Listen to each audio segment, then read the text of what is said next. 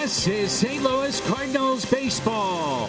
And tonight from our nation's capital, road trip rolls on.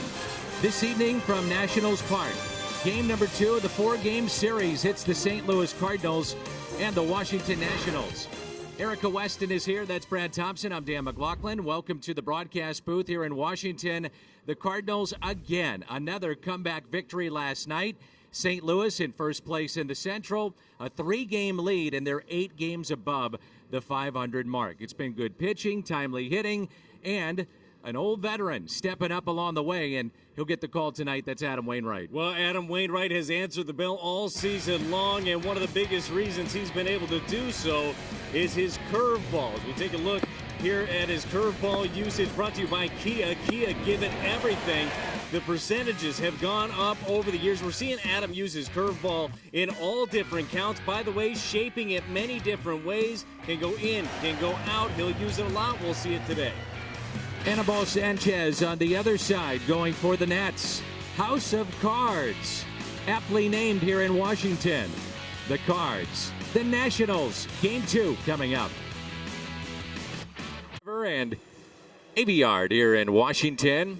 And in the background, that's Nationals Park with Erica Weston and Brad Thompson. I'm Dan McLaughlin. Much warmer today, 78 degrees our game time temperature. And the Cardinals trying to make it 2 wins in a row against the Washington Nationals. Mike Schultz lineup. Carpenter at the top, then Goldschmidt and DeYoung. The red-hot Marcell Ozuna, Martinez, Molina, Colton Wong, Harrison Bader, and the pitcher batting ninth, Adam Wainwright. Anibal Sanchez last time out lost to the Rockies. 6 runs in 5 innings, looking for his first win. He's been around a long time, Brad. He's 3 wins shy of 100 for his career. Yeah, Sanchez in his 14th Major League season, signed to 2-year deals. You see his Hyundai pitch arsenal, fastball, changeup, cutter. We're going to see a lot of those, curveball and the slider. He'll mix in sparingly. You'll see a lot of pitching backwards with Sanchez. You'll see a lot of him setting up hitters, finishing them with the changeup and the cutter. But he's been doing this for quite some time. So Matt Carpenter at the top. Nationals have dropped 9 of 15 at home.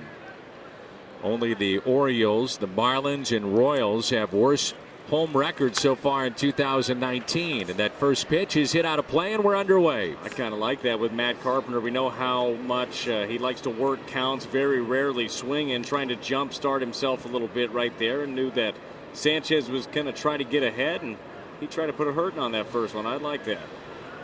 So Carpenter batting .210, and we know he's always a guy that gets on base, but is still looking to gain traction here this year. The Cardinals are second in the National League in runs, despite the fact that Carpenter is only hitting .210. It was 6 more runs last night in that comeback win. It is amazing where the Cardinals are without him doing that. You remember last year, I mean, he almost single-handedly carried the offense for over a month last year. You know what's there. And with that swing and a miss, it'll be Wilmer Defoe, the third baseman, now going to the shortstop position. 3 infielders on the right side.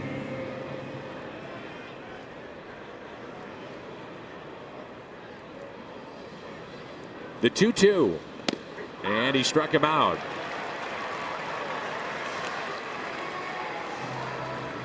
The defense behind Sanchez tonight. Soto, Robles, and Eaton in the outfield. Along the infield, Defoe, Keyboom, Dozier, and Adams, and Kurt Suzuki behind the plate. It does strike you, this is such a different-looking team without Bryce Harper, Rendon, Trey Turner. There's Goldschmidt, who's 4 for 10 against this right-hander. That is for sure. We know where Bryce Harper is. Rendon, by the way, sent to the 10-day IL today. Dan Jennings was brought up from AA Harrisburg to fill his spot. And you're right, it is a different look. Trey Turner near the top, whether he's 1-2, I mean, that's the speed element right there. And we already know the Nationals currently, I mean, lead the NL as far as steals go, but that's a threat. That's a game changer. And when you don't have Rendon out there, it's a whole different look. got to take advantage of it when you're facing them when they're not fully staffed. 1 ball and 2 strikes on Paul Goldschmidt, hitting .270, 9 home runs, and he's driven in 19. And that's fouled back. Always a sign of a good team. Take a look at how many comeback wins they have throughout a season. And this month alone, 9 comeback wins for the Cardinals, including last night. Michael Wacha could have unraveled for him, but give him credit. Stuck in there, and the bullpen held it out. And Goldschmidt strikes out. And there's 2 away. Take a look at our Kubota power stats with Paul DeJong coming up. DeJong on base 3 times last night.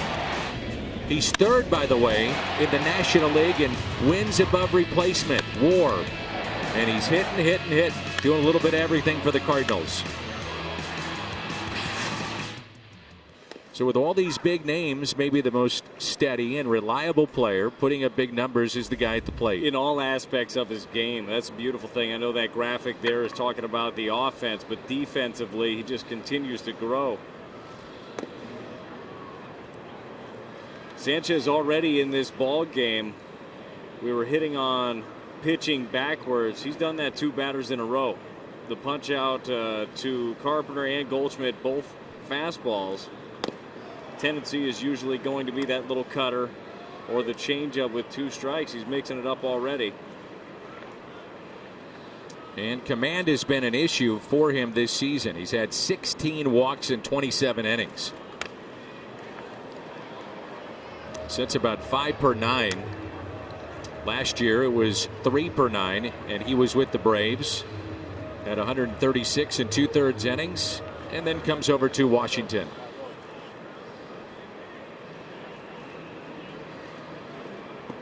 The 2-2 pitch.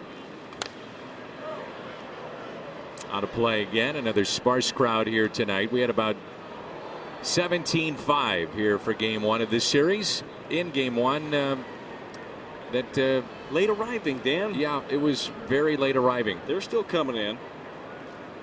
And the 2-2 is lifted in the air to left field. Juan Soto is there and makes the catch. So coming up for the Cardinals, it'll be Adam Wainwright. Still going strong. Waino takes on the Nats when we return. Tonight for the Cardinals, a record of 2-2. Well, Adam coming off win number 150 for his career. Quite an accomplishment for him, but certainly not done working this year. You look at the overall numbers, they've been good. And you look at the Hyundai pitch arsenal, a lot of curveballs. 38% curveball, 37% with the fastball, mixes in the slider as well. Adam's curveball has evolved into a lot of different pitches for him. It's the one that he can mix in there for a strike. He's still got the old 12-6, can sweep it across the zone as well, and feels comfortable throwing it in any count. Here's Adam Eaton at the top of the lineup. Nationals having dropped 7 of their last 10 as a team, hitting just .235 in that span. And as Brad told you, a big loss for them is the fact that Dave Martinez will not have his 3rd baseman. And it's interesting. I mean, you know, you can go back and it's retroactive to about 5 days ago with Rendon, but he was hit on the left elbow and Rendon was not put on the DL. And then in the last 10 games, he's appeared 1 time as a pinch hitter. Yep. And that's been it. So really playing shorthanded. And they missed that bat. 1-2 pitch fouled back by Eaton. I mean, that's a big loss. It is, and I mean, you kind of have to look at that. I guess you trust your player, so if Rendon is telling you, look, hey, Skip, I feel good. I'm good to pinch hit today. I'll be available tomorrow. You know, you trust your guy, but the fact that he wasn't available the next day, then you had to put him retroactively or put him on the DL. That hurts. And a swing and a miss. The tag applied by Molina, and the first man retired. Nationals lineup tonight: Eaton, Robles, and Soto. Then Matt Adams, Kurt Suzuki, Carter Kieboom, Brian Dozier, Wilmer Defoe, and the pitcher Sanchez batting ninth. Well, that was that curveball there on Adam Eaton. was a good one, too. Down, down, down. Here's Victor Robles. Last 16 games, 22 strikeouts, and hitting just .222. And he hits it out to left field. Ozuna is there. That's out number 2. And it brings in Soto. The Cardinals defense tonight around the horn presented by Dobbs. Ozuna, Bader, Martinez in the outfield. Carpenter, DeYoung, Wong, and Goldschmidt on the infield, and Molina behind the plate. Juan Soto was born in 1998. Adam Wainwright was drafted in 2000. It's amazing, isn't it? It happens quick, too. It happens quick. Where were you with Adam in the minors? You were trying to dig out change, going to KFC? Oh, man, yeah, we were together. We were both on the DL at the same time in 2004.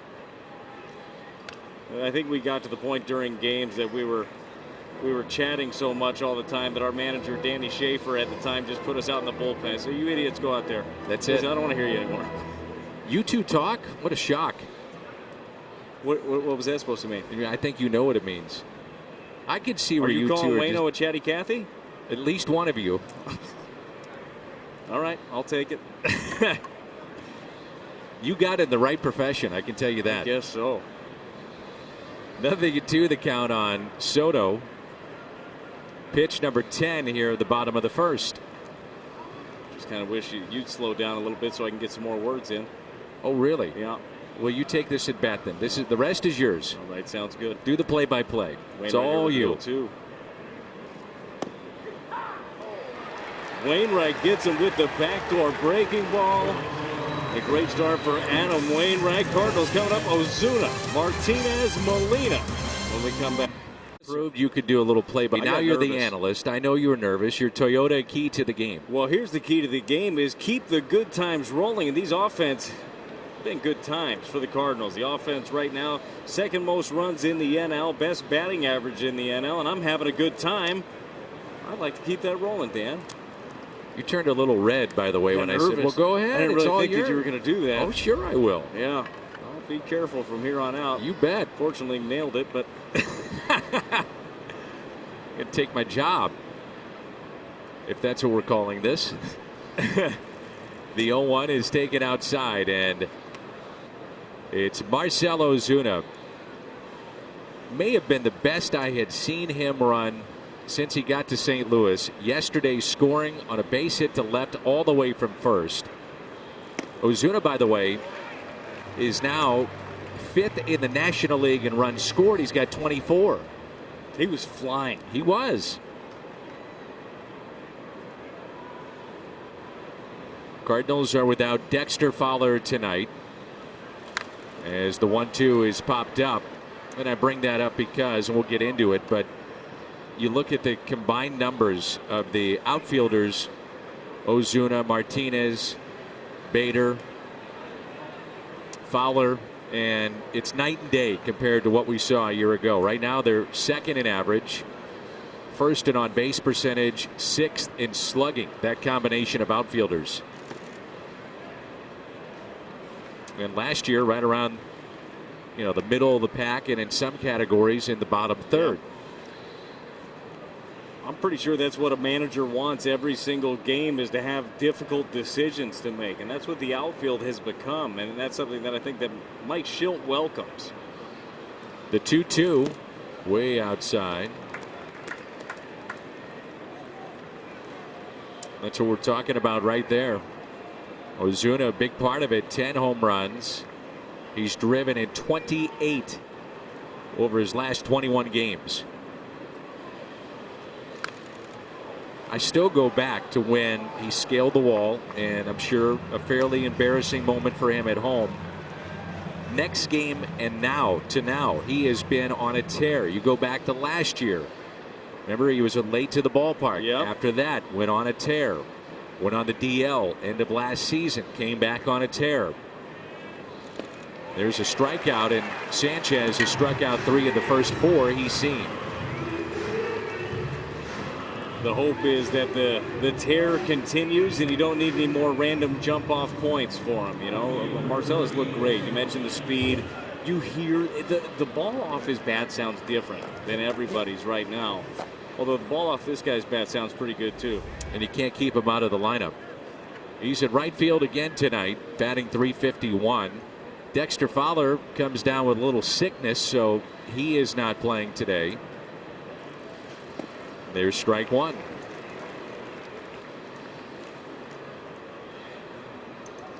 Martinez, by the way, 8 plate appearances shy of qualifying for the league leaders in average in the National League. .351 would be 4th.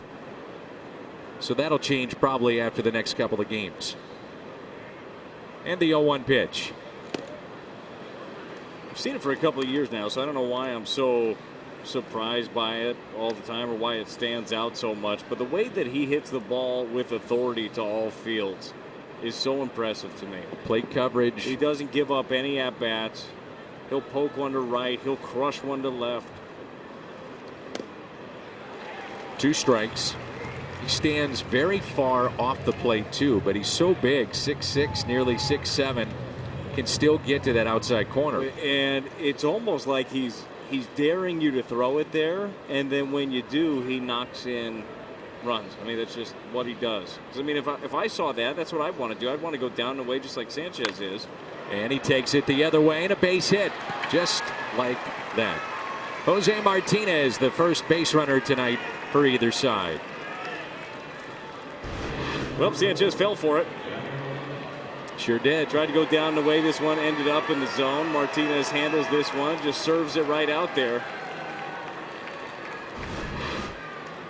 So with a hit tonight, Yadier Molina would have his best hitting streak as a major leaguer. It's at 16. Did this back in early 2017. And the first pitch is strike. But the numbers, when you look at the streaks and you compare them, it's not even close. The average on this streak at .328. I think what stands out, though, he has had 19 runs batted in. Yeah, he's doing damage. I mean, he's getting ABs in big spots. And that'll be a balk, and Molina caught that right away. So Martinez to second base. The .328 average.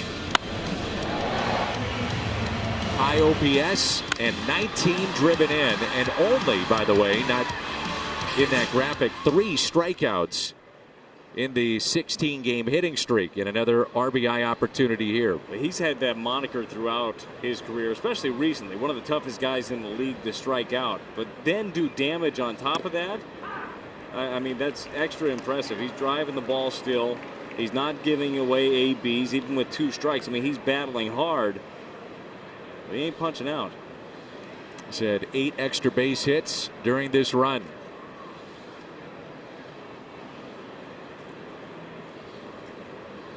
Sanchez stepping off the pitching rubber. It looked like he never came to a set position on the balk. And so Martinez was able to go to second. Here's an 0-2 pitch. That's in the dirt. Let's take a look. Yeah, never came set. Easy. Yeah. Got to at least stop. Not exactly sure. I mean, trying a little bit of the quick pitch, but I don't think anybody's going to fall for that one. 15th career balk for Sanchez, 4th highest among active pitchers. And Molina serves it into right field, backing up Adam Eaton. He'll make the catch, and the throw on a fly to the third baseman Defoe. So staying put in scoring position, it's Martinez, and it brings in Colton Wong. Reminder that Cardinals baseball is brought to you by Budweiser. Wherever legendary MLB moments happen, Budweiser will be there. By Chevrolet, the #1 selling brand in the St. Louis area. Find yours at your Mid-America Chevy dealer. And by Steak and Shake, get 4 meals with 4 items for $4. 4 for 4. Get more for 4. Only at Steak and Shake.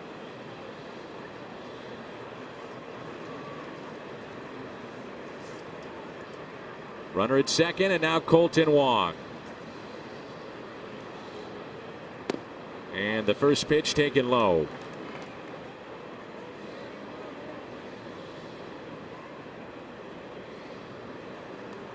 Cardinals have won 15 of their last 20 games. Best record in the majors over that stretch. And stretching for second, it was Martinez. Only the Yankees, by the way, have scored more runs than the Cardinals over the last 20 games. As Martinez is shaking his hand, diving in head first to the bag. He says he's all right.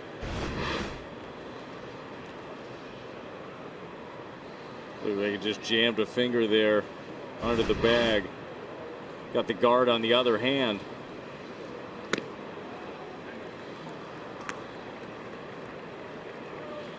Talk about all the runs that the Yankees have scored. A former Cardinal had a lot to do with that. Luke Voit has been on fire. And the American League Player of the Week, Luke Voit, St. Louis native.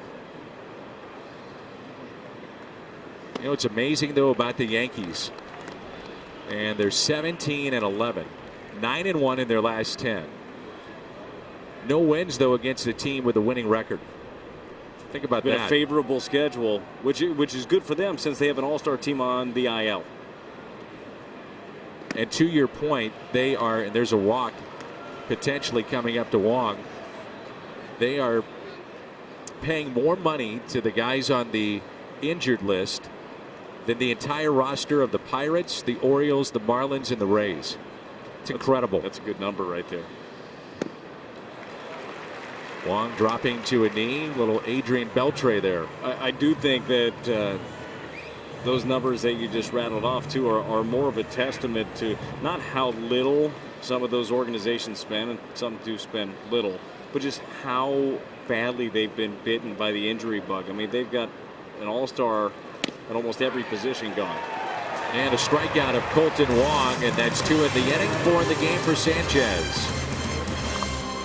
All-time in baseball, and Glavine and Javi Lopez at 248. Now Adam Wainwright, Yadier Molina, as Bueno grew up idolizing many on that roster of the Atlanta Braves and their fantastic run. More on that. We check in with Erica. Yeah, you're absolutely right, Dan. A meaningful milestone, especially for Adam Wainwright, as you mentioned, and idolizing Tom Glavine growing up. But I spoke with Mike Schultz this morning about the duo, and he says longevity is, of course, one part of it, but you talk about success. Not a lot of opportunities in the big leagues. It's something that's earned, but these guys have clearly earned their way. And my observation, and he doesn't want to speak for them, is that they're always looking to grow their experiences and really self-evaluating things they can improve on. It's highly impressive to see that for how long they've done it. It's very special. It is special, and it's a credit to keeping themselves in shape and still, with the money that's involved in the game, having the hunger to continue to play. Yeah, and to the point that Schulte brought up, is they don't just hand you major league starts. You don't just get opportunities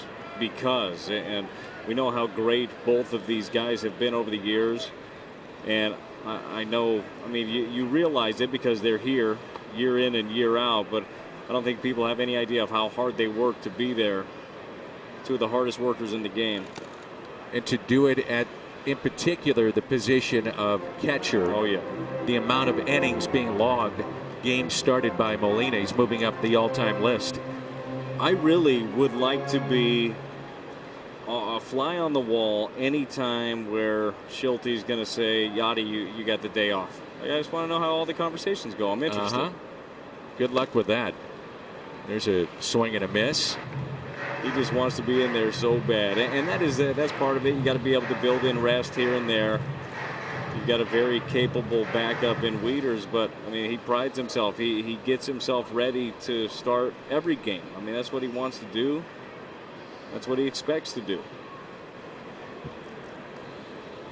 Here's the 0-2 pitch. It's game number 1,897 tonight for Yadier Molina. 1,897. And I asked Mike Maddox about having Molina as his catcher, and he said it truly is. You know, sometimes it's kind of paying a guy lip service and saying, well, he's like a coach on the field. But he said he really is like a coach for us on the field. Saw a little bit of that last night. You see it every night, really, if you're paying attention for it. But Yachty trying to slow down Jordan Hicks a little bit while he's out there. Hicks came out, been throwing quite a bit here recently, was rushing a little bit. Yachty slows him down and just gets him right. Hicks gets his 9th save, and all is good. The 2-2 pitch. And that's lifted in the air down the left field line. Got an interesting text a moment ago from the Cardinals Hall of Famer Bruce Sutter. And he posed a very interesting question. He said, how many great hitters have been 6'6" or 6'7"? And we were talking about, you know, the height of Jose Martinez. I mean, I think in today's day and age, you think Aaron Judge. Yep. Giancarlo Stanton would come to mind. He's a monster in the box. I think being here in Washington, you know, for our viewers that saw him in the 60s, he was the Rookie of the Year in 1960, but Frank Howard, they called him the Washington Monument. Also managed a bit. He would be one that comes to mind. Darryl Strawberry, another one back with the New York Mets. He was 6'6". Dave Winfield, a 3-sport star and a terrific athlete. As Wong gets after it, won't get there, drops in for a hit, and Adams will stop at second base. But it is interesting. You don't see a lot of tall guys that are great hitters. Well, it's a lot of moving parts, isn't it? I mean, it's a lot to cover and a lot to have figured out day in, day out. You're right. I was trying to think of different guys that I had faced that just looked imposing in the box. Face, Adam Dunn was one of those guys. So Adam Dunn, I was thinking Richie Sexton. Yep, maybe you faced him. Yep. So thank you, Bruce. Interesting question. Keep thinking of some more. Love hearing from Bruce Sutter, one of my all-time favorite people. Here's Carter Keyboom. He was the 28th overall pick in 2016. The injury to Trey Turner, getting a chance to play every day at shortstop.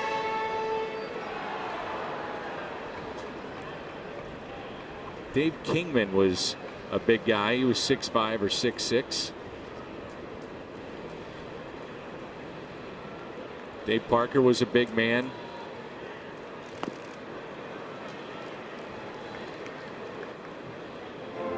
Willie McCovey.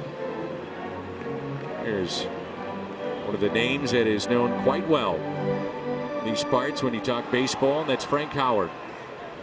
Played in L.A., Washington, and then Texas.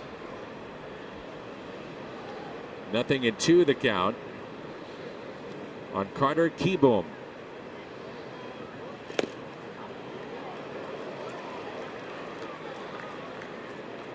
One thing you'd notice in the game today, not to say it doesn't happen, because we saw 3 turn behind Jack Flaherty over the weekend, but with launch angle and a premium on putting the ball in the air, you just don't see as many double plays on the ground. Adam would love to get one here. Or he'll take that on the outside corner. A strikeout, and that's his 3rd of the night. I love the idea here. Adam Wainwright, he's got him looking off speed, showed him the fastball out there before and just spots one up perfectly on the corner, down at the knees. And now would be an even better time for that ground ball you were talking about. Makes me think how the game is changing with launch angle and all the home runs, and still here's Adam Wainwright changing as the game changes. Then only the special ones can do stuff like that, be able to evolve, pitch different year in, year out, what your body allows you to do. Another one of those guys on the mound tonight, CC Sabathia, looking for strikeout number 3,000, 3 strikeouts away. I mean, it's amazing how you can, first of all, just stay in this game that long, have that much success. And CC, I mean, remember, he used to throw 97, 98 miles an hour. He's not that guy anymore. He works the cutters in. He's still got the good slider, but it's not as fast. I mean, he's just learned how to continue to have success. It's been around since 2001, now in his 19th year. CC Sabathia. 8 years of 200 or more innings, and with that longevity, the strikeouts piling up. We saw him in the National League in that stretch run in Milwaukee a few years ago. He was dominant, and then he signed with the Yankees. And to me, I think of him as a Yankee, not a Cleveland Indian, not a Milwaukee Brewer, but as a Yankee. Well, you'll think of him as a Hall of Famer as well. I mean, he's Cooperstown bound, 3 wins away from 250 as well, hitting all the milestones, 3rd most strikeouts in Major League Baseball for a lefty. Pretty impressive. Yeah. Won the Cy Young in 07. And that pitch taken high, 3 balls and no strikes. Wilmer Defoe, the third baseman tonight on deck. Dozier mentioned the power that he's had in his career. 42 home runs. Then the following year, 34. And among middle infielders over the last 5 years, the guy at the plate has hit the most home runs of any of them. And it's 3-1. Already in this ball game, we've seen a combined 7 strikeouts. And in the first month of the season, the average has been nearly 18 combined strikeouts a game. I'm taking the over in this one. It's off to a good start. And the 3-1 popped up. Molina will give it a look, and it's out of play.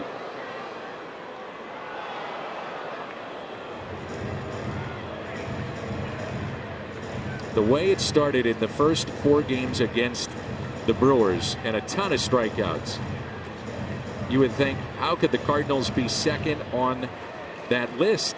But they had something like, what, 57, I think, in 4 games? It was a lot. I remember it was Corbin Burns had 12 punch-outs through 5 innings, and things were not looking great after a spring of preaching, put the ball in play, make something happen. Look, sometimes got to be a tad patient and don't judge by 4 games. This offense has gotten a lot more productive. Tough play for Carpenter, bare hands, and the stretch by Goldschmidt. Terrific play. Both ends. Exceptional there by Carpenter. Well, Carpenter comes in, has to use the bare hand. Dozier's cruising here. It's a strong throw here by Matt Carpenter. A really good play right there. Adam does a great job getting back into the count, executes a couple of very good pitches away, gets the ground ball. Nice play. So you have Defoe and first base open, and the Cardinals, that's where I was going, are not going to take a chance. They're going to walk Wilmer Defoe and pitch to Anibal Sanchez.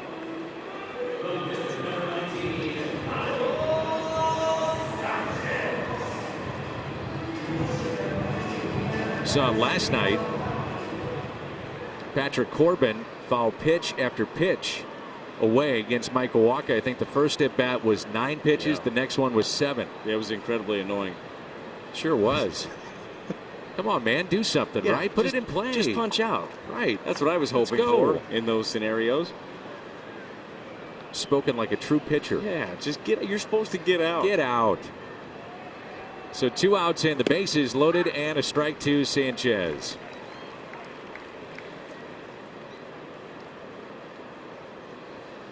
That has been a little bit of an issue, I guess you'd say, against the Cardinals this year. Pitchers have done some damage against them. Absolutely, especially Milwaukee.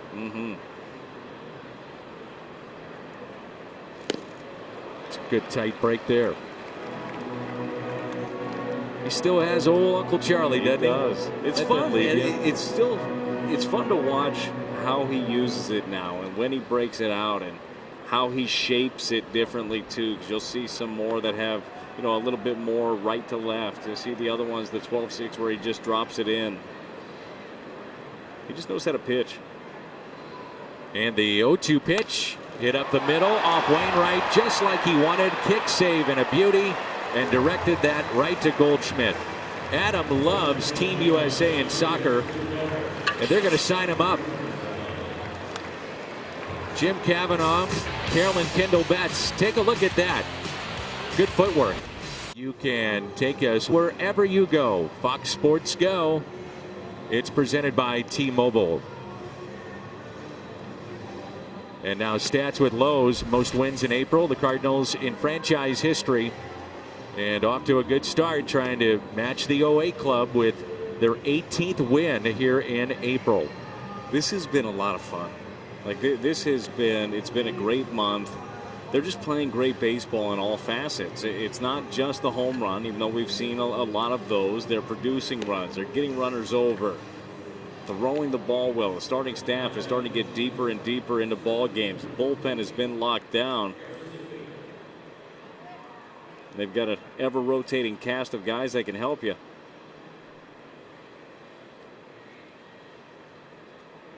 And so here is Harrison Bader. No score in the top of the third. Just saw that great soccer play by Adam Wainwright, STLFC. They'll be at home this weekend, I believe, playing the Ottawa Fury.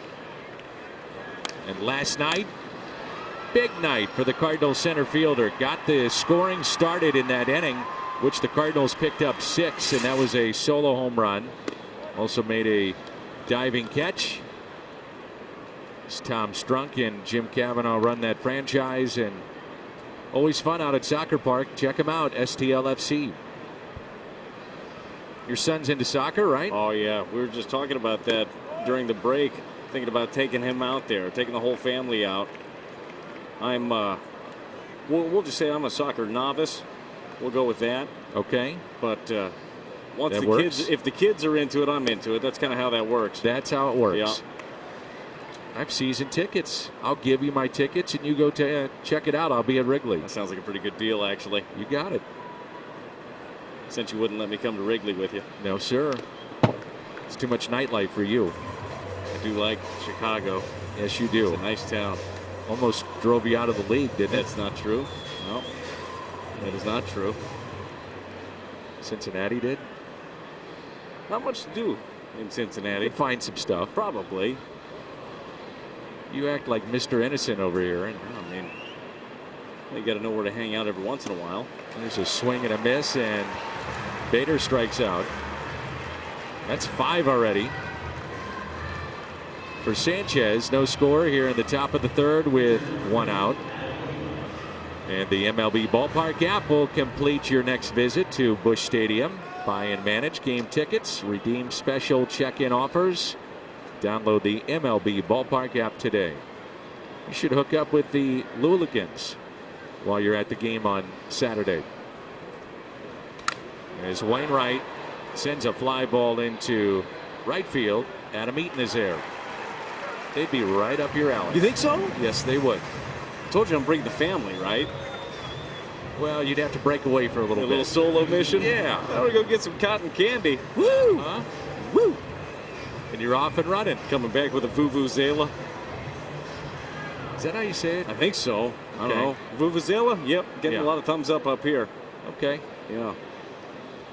2 outs, and here's Carpenter, who struck out looking his first time up.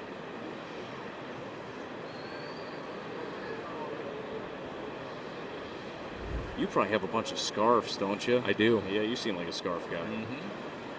Needed one last night. It was chilly here in Washington, but beautiful here today. Thought about wearing one last night too, but then I thought that you'd tell me I was trying to be like Tim too much. Tim has it. He's got a great scarf game. Tim McCarver. Yeah. Yeah. The red scarf. Yep. 0-2. What is Sanchez doing here that's baffling these hitters? Well, first of all, he's not missing down the middle, and he's nibbling off of the corners. But then, right when you think that, all right, well, I'll just lay off one, then he spots one up. He's using his cutter very effectively. Think about Sanchez too. I mean, you don't hang around the league. He's in his 14th year yet again. He doesn't give in, so he'll. You see that one off the plate, he'll throw another one off the plate. He's going to wait until you get to a position where you feel like it's going to be close enough to swing.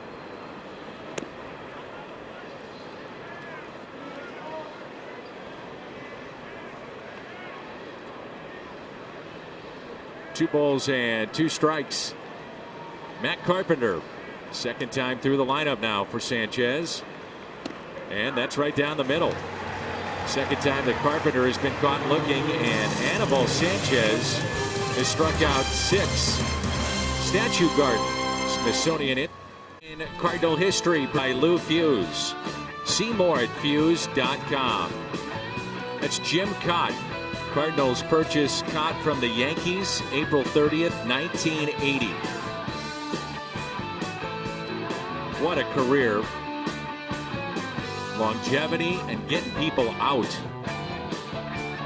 Keith Hernandez there, Jim Cott is part of the World Championship team of 1982. The thing that really stood out about him, and there's a bunch. And that's hit down the right field line. It's hooking, and it's gone into the bullpen, and a home run for Adam Eaton.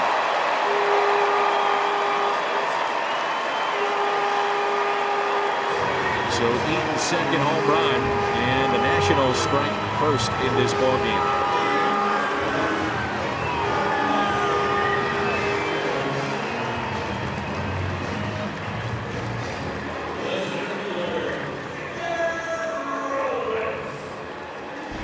Well, Adam Eaton does have power, specifically down and in. I mean, that's where he likes the ball. This little slider here from Adam Wainwright doesn't get it in like he wants it to.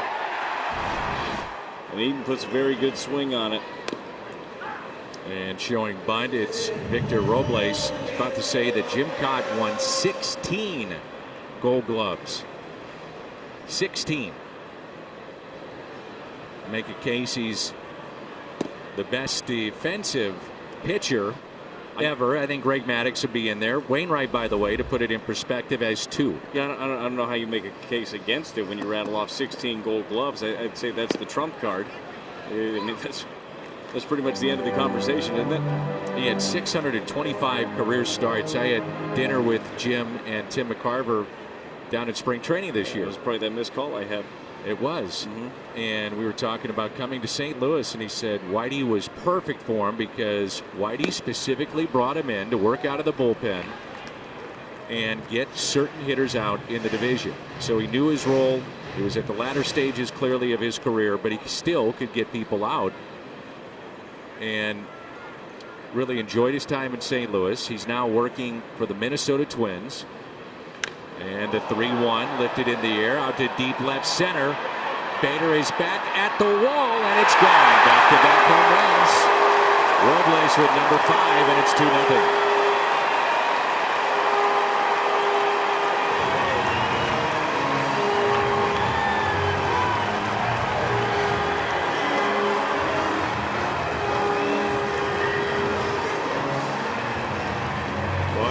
Got ahead of Robles on the first pitch with a curveball. Ends up throwing a couple of balls after that. Goes back to the well here and just leaves this one way too center cut. He sees it up, keeps his hands back.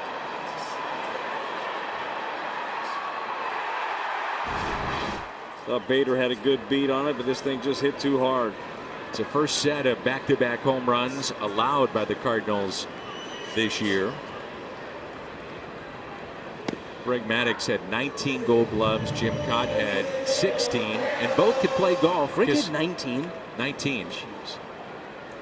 Jim Cott, by the way, scratch golfer from both right-handed and left-handed. That sounds fair. It's hit up the middle, almost hit the bag, and DeYoung to his left makes the play. But Jim, just the final thought, to his credit, working in the front office of the Minnesota Twins and also broadcasting some of their games, a very limited amount, and doing national work on MLB Network. But he went to the Minnesota front office and said, teach me about analytics. Tell me more about it. Why is everybody doing this? And they consult with Jim Cott, one of my favorites, and he should be in the Hall of Fame.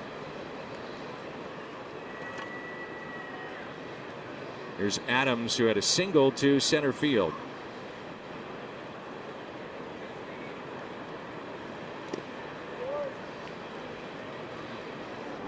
Well, the Cardinals, that has been one of the issues this year. A lot of home runs allowed. Now with 53 home runs allowed by the staff. And that's second most in baseball history for a month to start this campaign, because the Orioles got number 1. Yeah, Orioles have given up a whopping 73. But it's the most in National League history. And a walk to Matt Adams. So second time through the lineup and some issues here for Bueno. Tuesday, May 7th, 20,000 fans 16 and older take home a unique Cardinals t-shirt courtesy of StubHub. May's t-shirt highlights Paul Goldschmidt. Visit cardinals.com/t-shirt. So the 1-out walk, 2-0 lead for the Nationals. And here's Kurt Suzuki, who singled to right field. Was left stranded back in the second.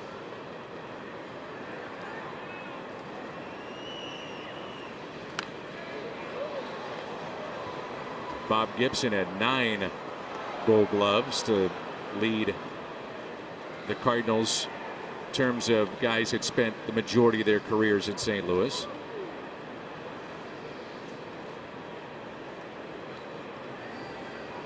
It's a great way to be able to help yourself as a pitcher. You can field your position. A lot of games come down to that. And Suzuki hit by the pitch. So 4 of the first 5 in the second time through the lineup have reached.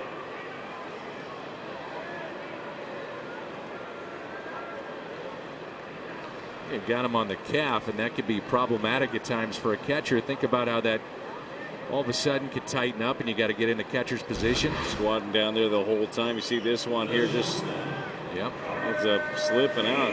Had that kind of weird motion. I don't know if that was a slider that popped out of his hand, or if that was that split that we heard a little bit about in spring training. They used a little bit off the bat, but either way, not where he wanted it.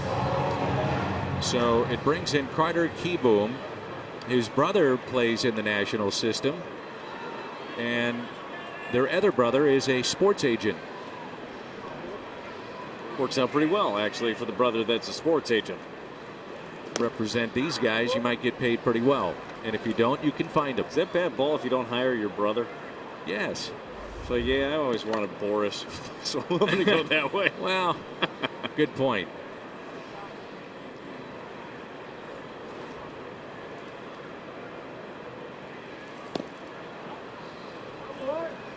A ball and a strike.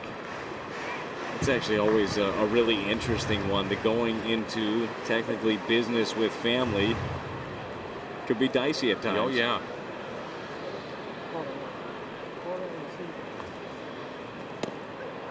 Inside corner, and it's 1-2. Well, you remember the game just last night. The Cardinals were in the hole 3-0. It looked like Patrick Corbin was in the driver's seat. And then all of a sudden, the Cardinals just put it on him.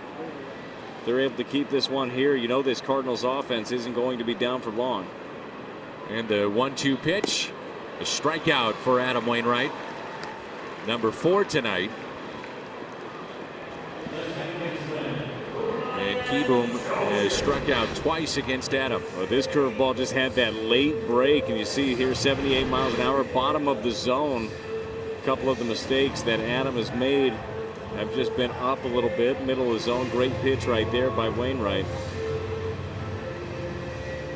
Here's Dozier, who was ahead 3-0 in his first at bat.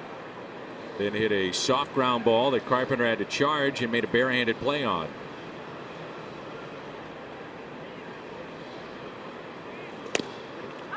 And strike 1. Tell you what, if he's going to give you out there, I think that I would live out there a little bit more. It's been a generous zone, I think, on both sides. And for two guys in the tail ends of their career, this is beneficial. It is, but both guys that can spot up really well. I think that these guys can probably take advantage of it a lot better than maybe a younger pitcher that is a lot more stuffed than he is knowing exactly where it's going.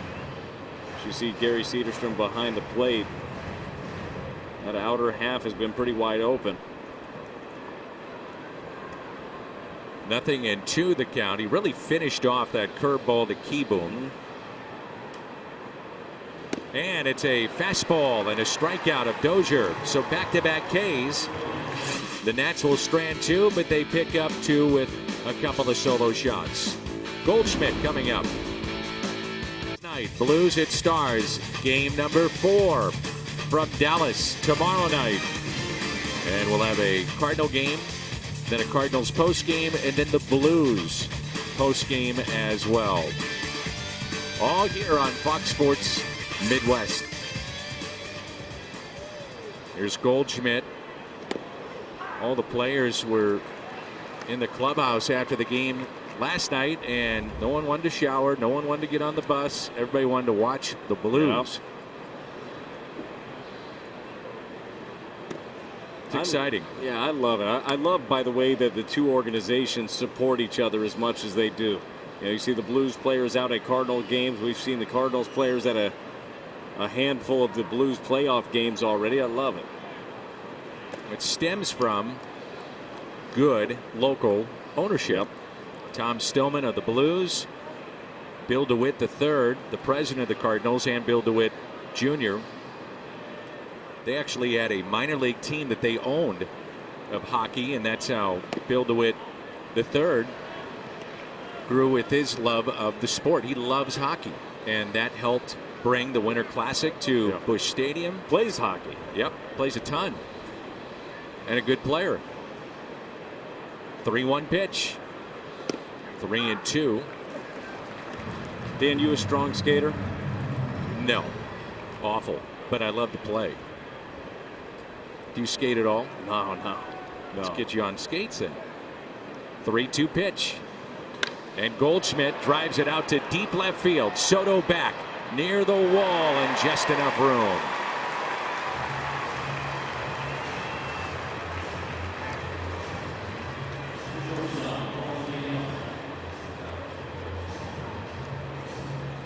It brings in DeYoung. He flied out to left. Sanchez has struck out 6 and no walks, which is a big key for him. We mentioned earlier that he's had at times issues with walks in his starts.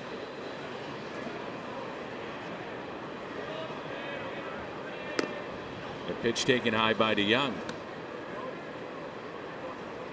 So balls and strikes thus far, and already though 57 pitches, which is something to keep in mind getting into the Nationals bullpen. Yeah, the Nationals bullpen has struggled mightily so far this year. It's been, as far as ERA, the worst bullpen in the National League. Now, I will say, in all fairness, last 2 games their bullpen has been very good. It's been 12 scoreless out of the pen here.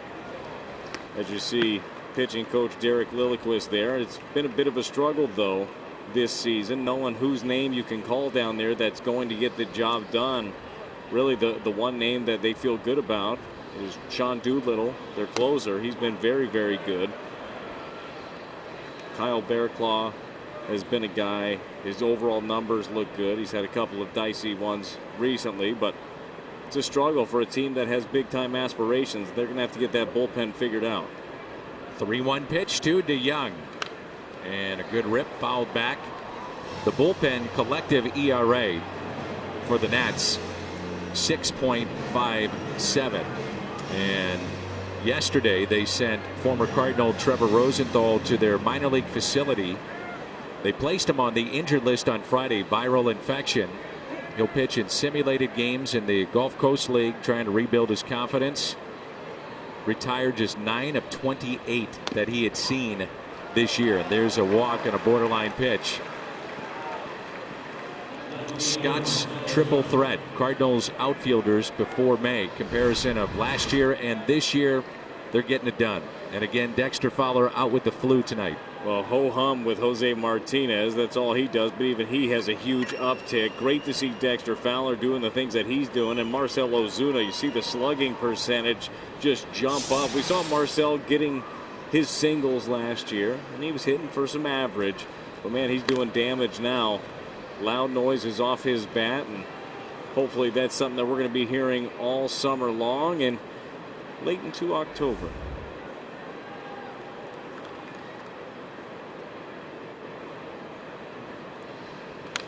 That's fouled back for strike 1. It's not just, though, the Nationals struggling with this ERA, worst in the NL. The Mets bullpen is around a 6 ERA. The Marlins, same thing.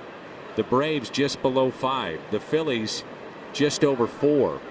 And I think it's a logical question. Why not Craig Kimbrell?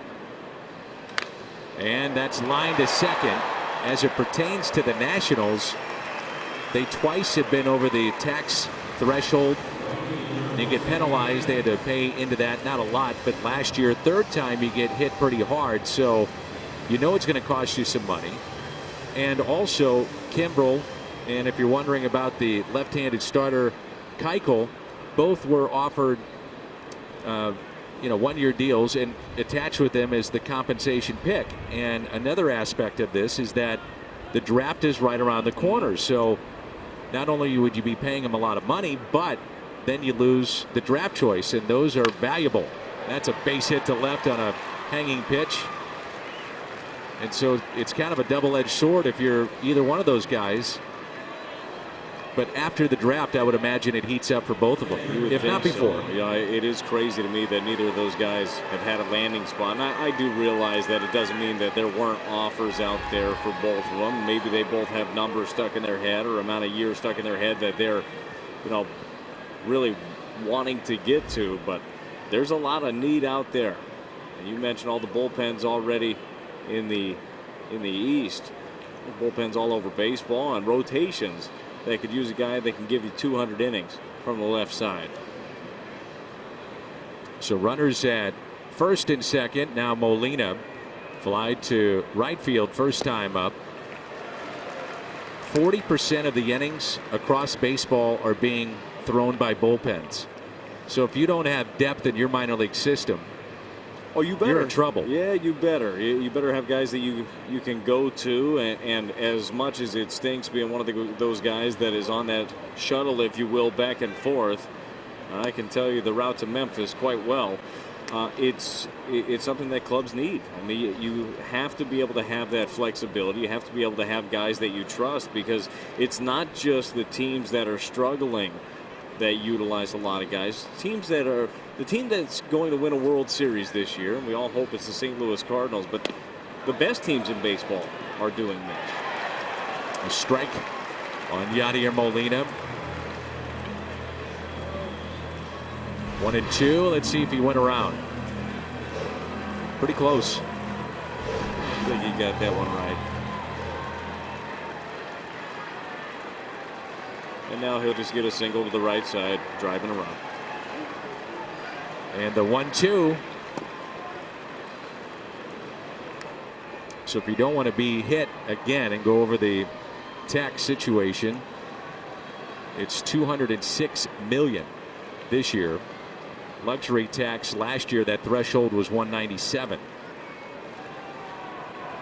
And the Nationals were just over that a year ago. The 2-2 pitch to Molina. Bounced and kept in front, so runners off with his next pitch. Ball in the gap, and you may have a tie ball game. Colton Wong is at the on-deck circle.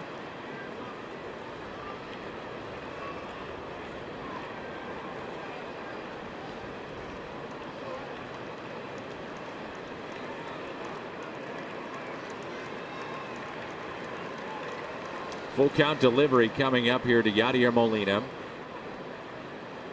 Sanchez has been leaving some of these pitches now over the middle of the plate, as he's now at 70 on the night. Yeah, Sanchez is throwing the ball very well.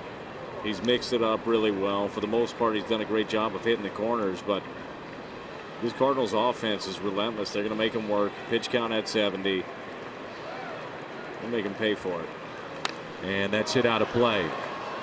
I was doing some numbers today comparing this time last year to now, with so much of the burden being put on relievers as it pertains in particular to the Nationals. Relief Corps has thrown across baseball 160 more innings already this year than they did at this time last year. That's a lot. Now, do you think that a lot of that is just due to specialization, the guys you have in the pen, or just the lack of ability? I think it's the fact that you have analytics in the game, and many of those in the game are telling you that starters do not go through a lineup a third time.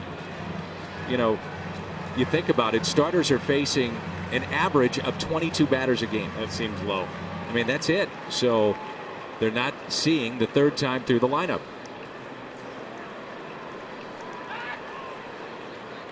And the 3-2 pitch. And it's pulled foul. So does baseball then swing back the other way with starters going deeper or managers keeping them in? I hope so. And I realize the numbers, and I know the analytics, and I know the numbers third time around. But the goal for a starter, and I know that is the goal for all these guys, is forget the numbers, forget the trends. I'm going to get the third time around. I know Mike Maddox has talked about that too. While he's well aware of the numbers, his goal is to get his starting pitchers as deep into ball games as you possibly can. You know, bullpens are strengths all around baseball. You got guys that can get the job done, but the goal is to have them all ready at the end of the year as well. You burn them out early.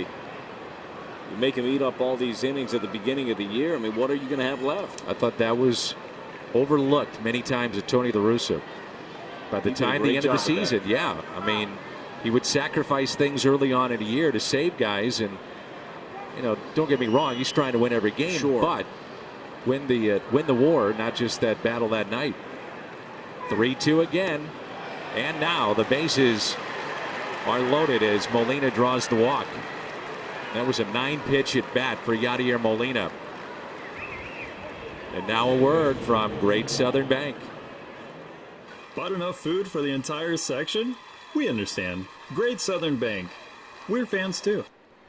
So 2 walks in the inning and a hit, and they're all loaded up for Yadier Molina.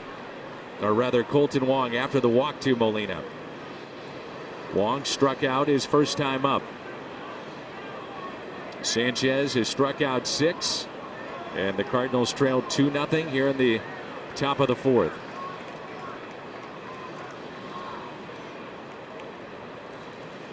And Wong is bunting, and it's a beauty. Up the third base line with 2 outs and the bases loaded. He drops down a bunt to bring in a run. I didn't see that one coming. I didn't see that one coming either. Look, if someone's giving you a gift, I guess it's rude not to take it, is the way that Colton Wong looked at this. He saw an opening down the left side of the infield and lays down an absolute beauty right here. Not going to do it any better than that. Defoe is far off. He's obviously not looking for that. You talk about some heads-up baseball and some good execution. And now it's Bader. Wong is driven in 15. That was awesome. When it works, yeah. What a smart, beautiful play. If it didn't, I'd say, what are you doing? Me too. But it worked. Up the middle, base hit, just over Dozier's glove. The throw to the plate is not in time, and a big base hit, Harrison Bader. And the Cardinals have a 3-2 lead.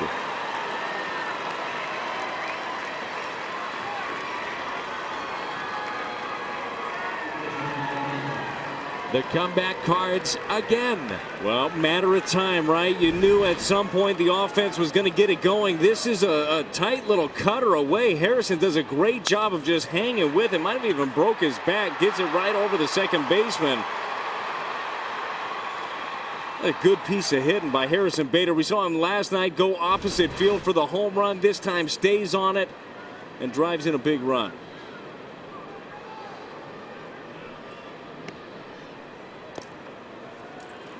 And now Wainwright, runners at the corners. Puts it in play, hit to short. Keyboom settles and throws. A 2-out rally for the Cardinals. A bunt with the bases loaded by Colton Wong and a chancy play. Then the conventional way. A single into center to bring in 2.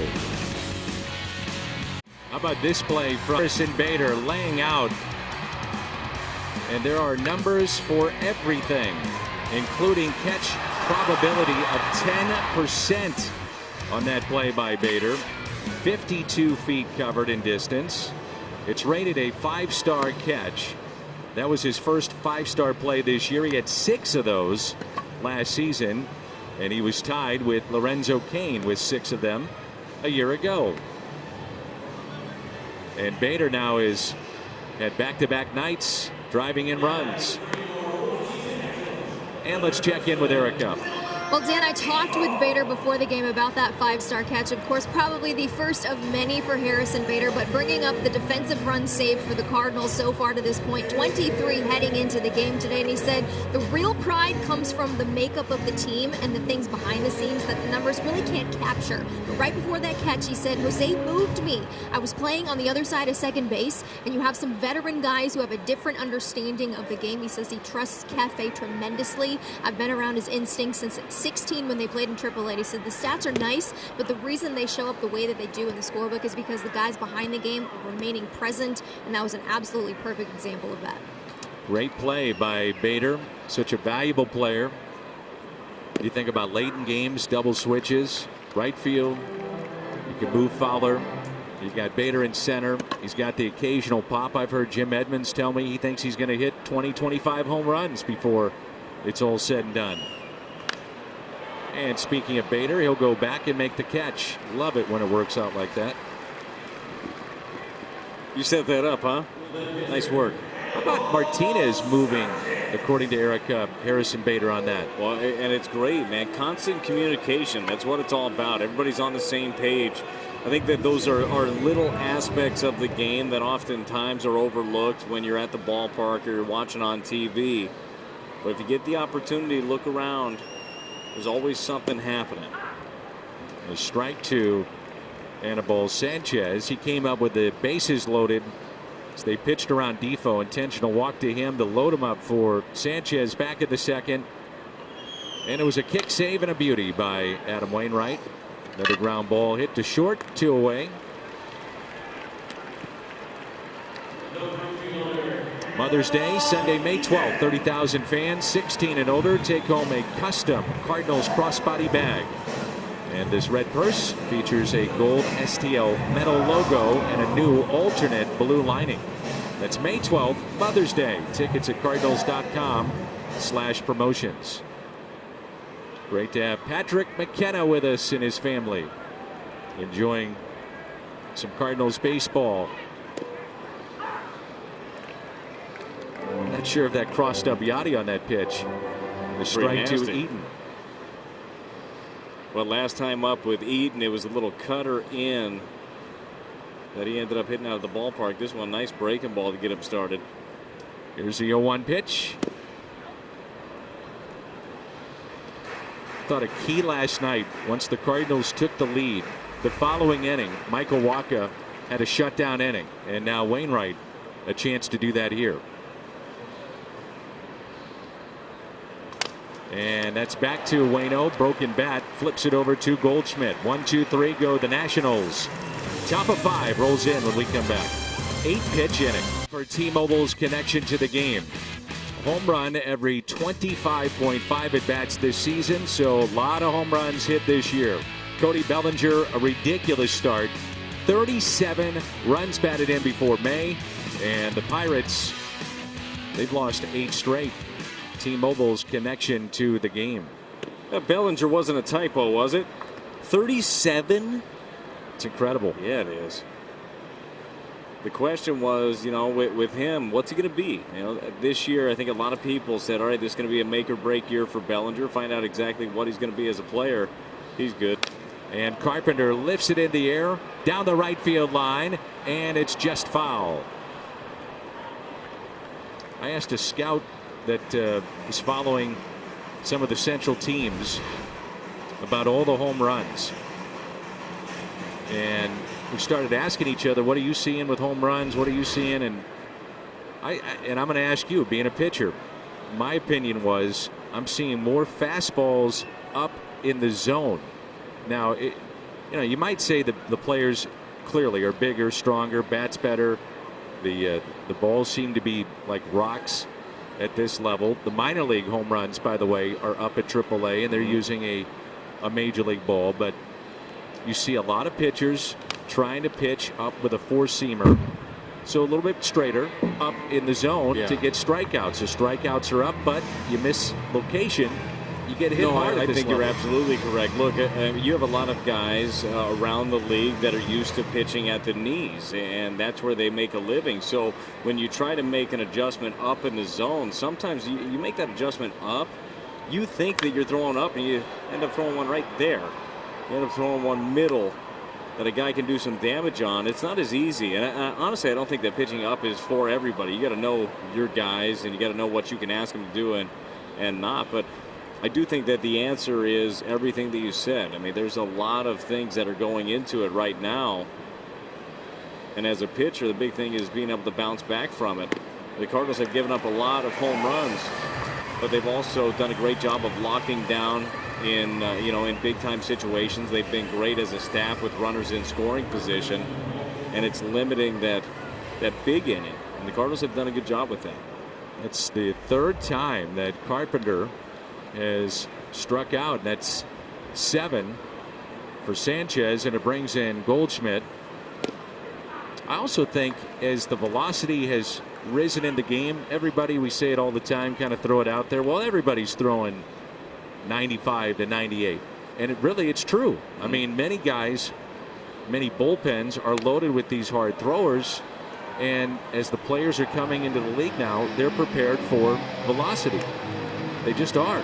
Well, you see it. You see it at the. I mean, look, you got high school kids that are throwing hard. Exactly. Colleges all over the place, you're throwing hard.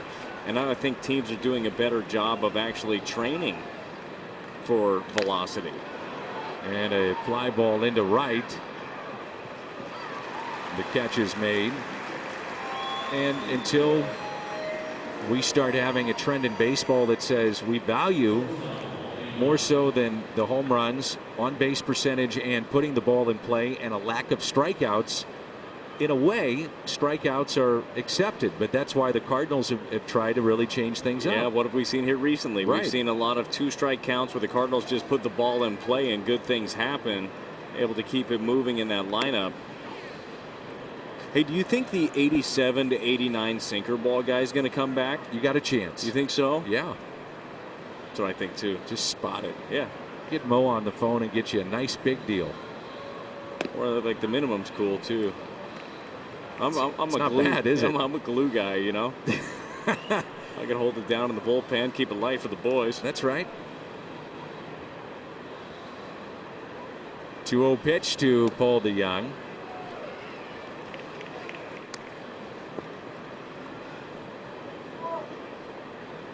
Hard to believe Carpenter has struck out 3 or more times in consecutive games. First time ever in his career. That's 1,048 games. Not something that he wants to be associated with. No, but that was a pretty good run. 3-1 pitch. Now 3-2. Time for him to start a new streak.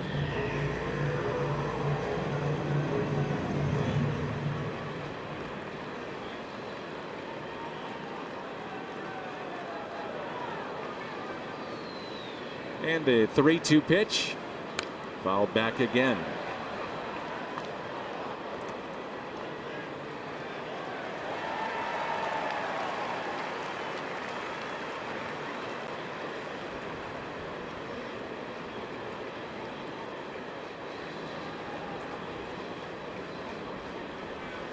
Pitch number 93. And it is a base hit. DeJong. Will he try for 2 on his way to second base? The throw by Soto not in time. DeJong in with yet another double and extra base hit. Paul DeJong just does damage. Whew. And he's always looking for it out of the box. You can tell on this one right off the bat. He saw it going down the line, and he was running hard. This is a good piece of hitting right here. This thing, change up, out, over, down, away. Stays back well enough to get the bat to it and gets himself another double standing up. That's his 14th double, and that now leads the National League. Brings in Ozuna, struck out and lined out to second.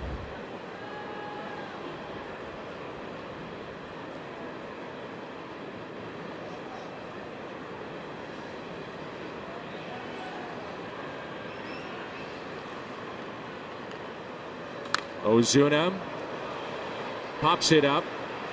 Long way to go for Soto, who wants it. It's Soto in foul territory.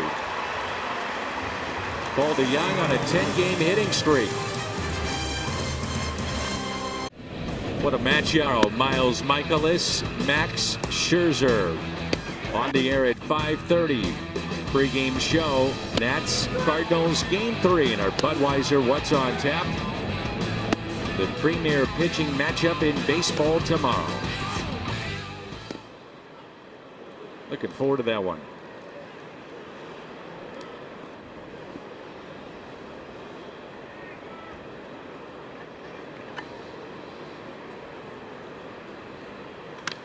And a fly ball, shallow left center.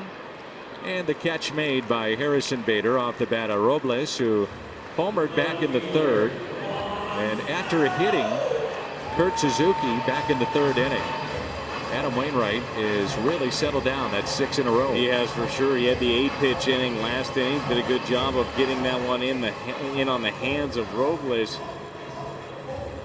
Looking comfortable. Pitch count still down. 62 pitches right now for Adam Wainwright. He's got himself the lead. Love to see another quick one and get right back to swinging it. Here's Soto 0 for 2. Was called out on strikes back in the first and grounded out to short.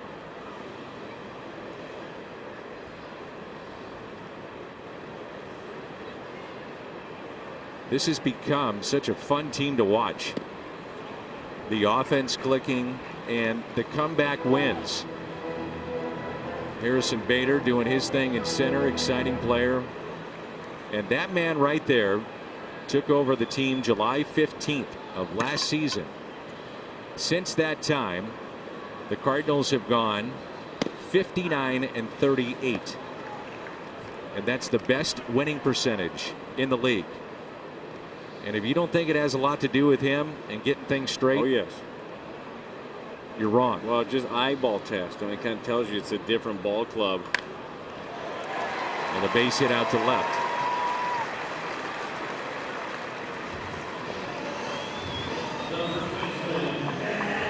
And then, whether it be a veteran player, and I said this at an event I was doing the other day with Mike, and I've had a young player say we would run through a wall for Mike Schilt. He just has a way of communication with the players that guys trust him, and he's gotten guys to buy in. They become more aggressive. They worked on fundamentals in spring training and base running, and it has paid off. Well, and they continue to work on them throughout the season. I mean, there's an attention to detail. I love the chalk talk that they do, you know, talking about, you know, each day. Just take a few minutes to kind of chop up what happened the day before, the good, the bad, the ugly, all of it. Everybody has a voice. There's a confidence around this ball club, and there's an accountability, you know, to each man, and there's a respect, you know, for that man, for each other. It's how you win ball games. It's all those details. It is fun, though. It's fun being around these guys. It's fun watching them interact with each other because there's a business-like sense to them. You know that, and you can see it. But they're also having some fun, too. Yeah. It's a nice balance that they've got. Here's an 0-1 pitch to Matt Adams. Adams hits it out to center. There's Bader with the catch. And back to first goes Soto. Reminder that Cardinals baseball is brought to you by Ford, the official car and truck of the Cardinals. By Missouri Baptist Medical Center. Doctors call it world-class medicine. You'll call it Mobap. And try Jack's $4.99 spicy chicken strips combo.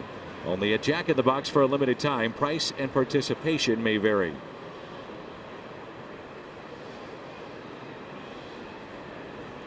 With Brad Thompson, Erica Weston, I'm Dan McLaughlin. Here's Suzuki. He's been on base twice with a single and was hit by a pitch. And hits a high fly ball out to left. There's Marcelo Ozuna. No damage done. We move to the 6th. Martinez, Molina, Wong coming up, and just a 9-0. Saw him in game 1. Our Chevy called to the pen. ERA of 7.50, 14 games. Now the pitch count was getting up there, and again, you manage for tonight, but you also think about tomorrow. You've got Max Scherzer going tomorrow. You would assume he goes deep into a game, and so you go to your bullpen maybe a little bit earlier here tonight. Yeah, I think that the hope is when you have a guy like Scherzer on the bump is that he takes it himself or he hands the ball off to the closer and goes for it. But they're still looking for pieces to get to the bridge to the back end of the bullpen. As you see him getting ready for his game tomorrow. For my money, one of my favorites to watch. I'm glad I get a free ticket tomorrow. Absolutely. Max Scherzer is St. Louis native, and there's some that played for the Cardinals that are working for the St. Louis Cardinals, like Bernard Gilkey, former Cardinal that calls St. Louis home, and Jason Isringhausen out of Brighton, Illinois, the now Cardinals Hall of Famer. Bernard, a good guy. 1 ball and 1 strike. Saw him at the latest fantasy camp, and he's really enjoying his time. How do you do at fantasy camp? 'Cause I talked to him beforehand. He was working out. He was getting ready. Bernard was pumped up to be there and be a part of it. Well, he walked away from it. Good. I think that's no, a that's victory. A win. That's a victory for anybody that goes to a fantasy camp. If in fact you walk away, you won, because the training room is a busy place after day 1. You get a lot of heroes out there trying to leg out some choppers to the infield day 1. Hammies popping like crazy. I've got even one better for you. What do you got? 1-2 pitch. I asked Joe Pfeiffer, who runs the fantasy camp, I said, you get a lot of injuries. What's the oddest one you've had, or what's the fastest? He said, well, we've had guys on the first day when they go stretch, they get hurt, never play in a game. He said, but we had a guy that hurt himself with his belt getting dressed and had to go to the I don't mean to laugh. To go see the training staff. That's tough. How? I'm not sure. I didn't want to ask. Here's a 1-2. 2 balls and 2 strikes on Martinez, who is 2 for 2. This person, they were getting dressed with the belt. I'm trying to paint the picture here. They were just getting dressed. Correct. Putting on a belt. Right. And blew out. That's correct. All right. I hope he had a good time. Money well spent. It still is. That's the beauty of it. The 2-2. And a strikeout of Jose Martinez. Cardinals have struck out 8 times. 4th inning is our BJC Healthcare difference maker. Who else? Jose Martinez. That single to left. It was a walk. Eventually the bases would be loaded with 2 outs, and Colton Wong drops down a bunt to bring in a run. And then Bader drives in 2.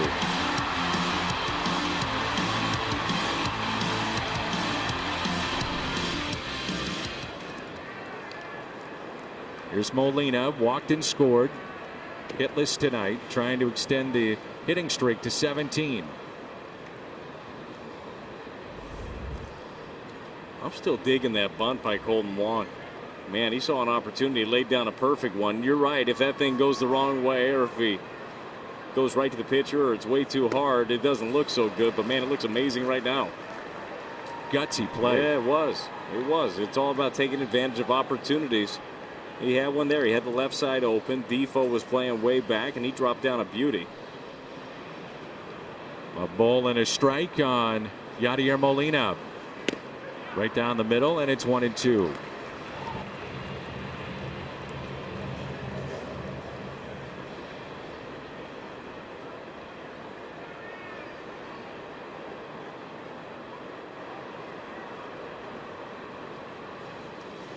And Molina, a strikeout. So Suero has seen 2, struck out 2.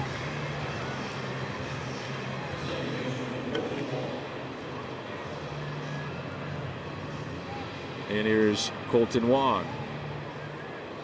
I can't remember the last time. I was trying to think about it with a bases loaded bunt that I've seen with 2 outs. I don't have one off the top of my head.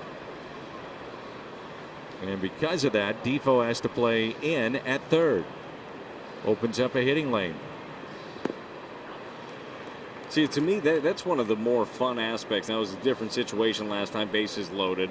But just talking about shifts in general and defensive setups, you prove to a defense that you can do something, that you have got a skill. And as Mike Schilt used a lot, if you've got a tool in your toolbox, well, they have to respect that, and then it opens up something else. You mentioned the hitting lane there, or if it's you'll hit the ball the other way, all of a sudden they can't shift you as much, and it opens up an area that you feel comfortable hitting the ball to. see him here. I mean, this is it's a perfect bunt. Great situation, and big reason why the Cardinals are where they are right now. Harrison Bader with a big knock to follow. And Wong, a base hit into center on a 1-2 pitch. Two-hit night, Colton Wong. We are seeing, I would think, I've seen just about every game he's played in since he came up, but we're seeing his best baseball here in 2019. We are for sure. He's been especially comfortable on the road, hitting well over 400 on the road. Good piece of hitting right there. That ball's down, just shoots it right back up.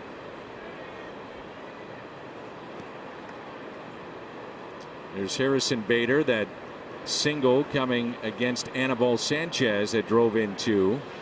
A check on Wong, and this is where the bottom of the order can give you fits.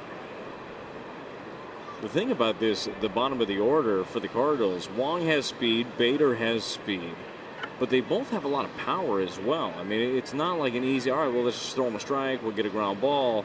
That's not happening with these guys. Now, you think about stealing in this spot, but with the pitcher on deck and Wainwright is going to stay in this game, you would assume. Yeah, you'd walk Bader or pitch around him and then bring up Waino. Waino does handle the bat really well, but I don't think you want to set it up where you're giving him that at bat. I mean, I'd rather have Bader hitting in a situation like this instead of just giving the bag. First pitch was a strike and then something in his eye, and time was called. So here comes an 0-1 delivery by Suero to Harrison Bader.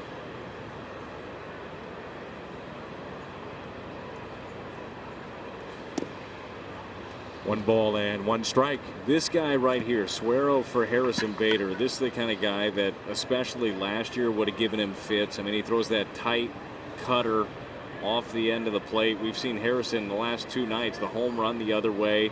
Saw him his last at bat, drive one the other way, stayed in there. That's it out of play. He's just taking better and better at bats.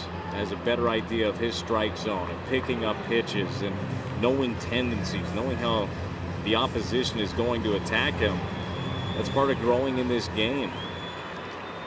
Got to be able to adapt and adjust.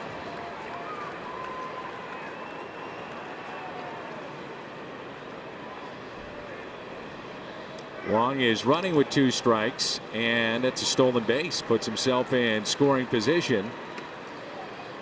Stolen base number 5. Well, he definitely got a big jump. Suero not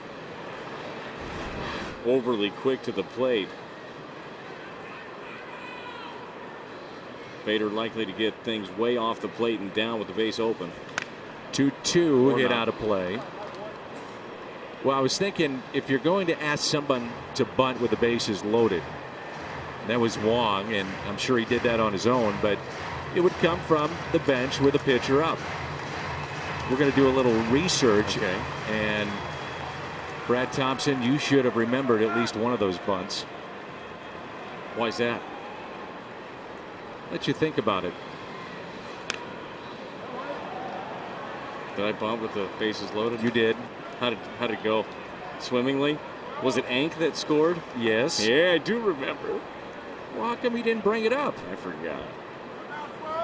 The last to do it prior to Wong was Michael Wacha in 2016, and you did it in 2008. No big deal. Pretty easy. That's tapped foul. Some would say gutsy and intelligent as well. Really got to trust the man, though, with the bat to be able to do something like that. Adam Kennedy went to third. LaRue to second. Brad Thompson the sac bunt, and Rick Ankiel scored. It was in April of 2008. Yeah. Thanks for bringing it up. Yeah, talking about how to do it. Crystal clear now. Yeah. Thanks for painting that picture. Here's a 2-2 again. Good at bat here by Harrison Bader, fighting off some pitches. You know, the at bat here for Bader changes. Now he does have two strikes, but you know, first base open and a pitcher on deck. We've seen actually Suero make at least one mistake to him over the plate. He was not trying to throw the ball there. You know he's trying to get you to fish. He's trying to get you to chase, but you have to be able to protect. That's exactly what we saw out of him last at bat. I mean, he got a little cutter away from Sanchez that broke his bat a little bit, but he was still able to get enough of it to get it out there. And the next debater, this is at least a 10-pitch at bat here. This will be pitch number 10 with Wainwright on deck.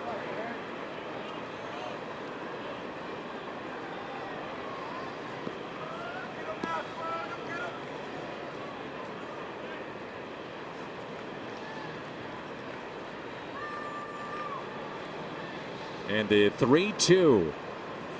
Bader hits it the other way. This ball may drop and it will foul, so we'll have an 11th pitch coming up. Harrison fans on that pitch last year, right?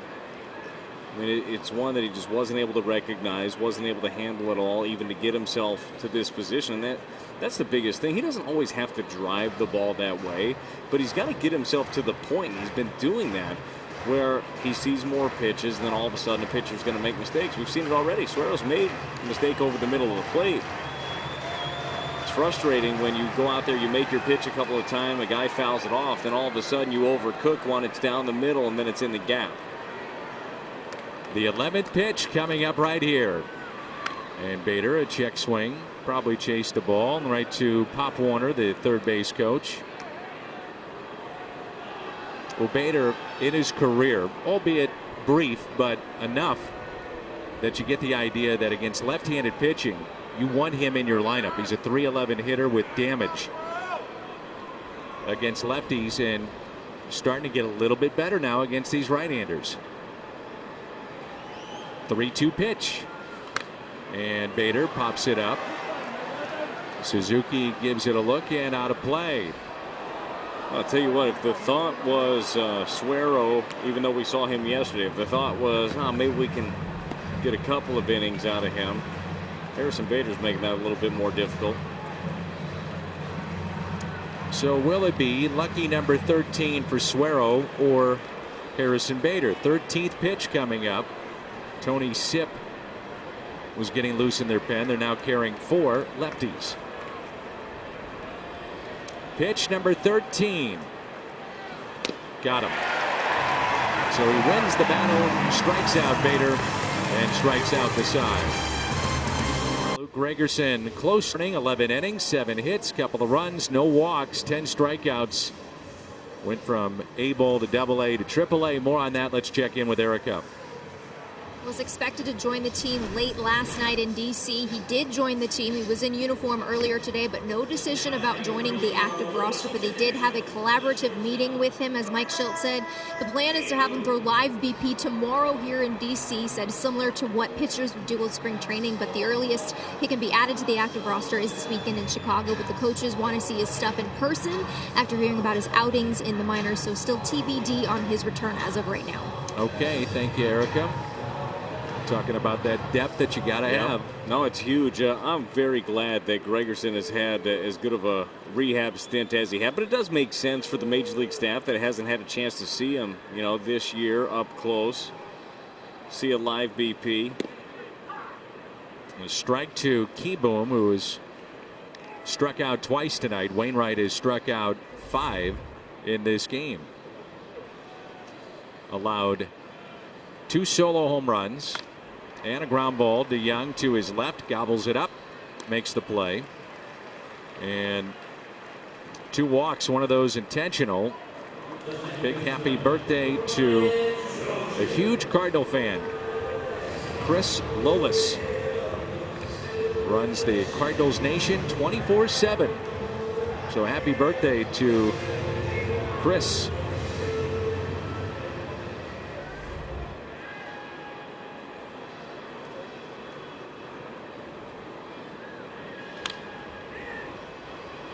Popped up. Dozier. 2 away.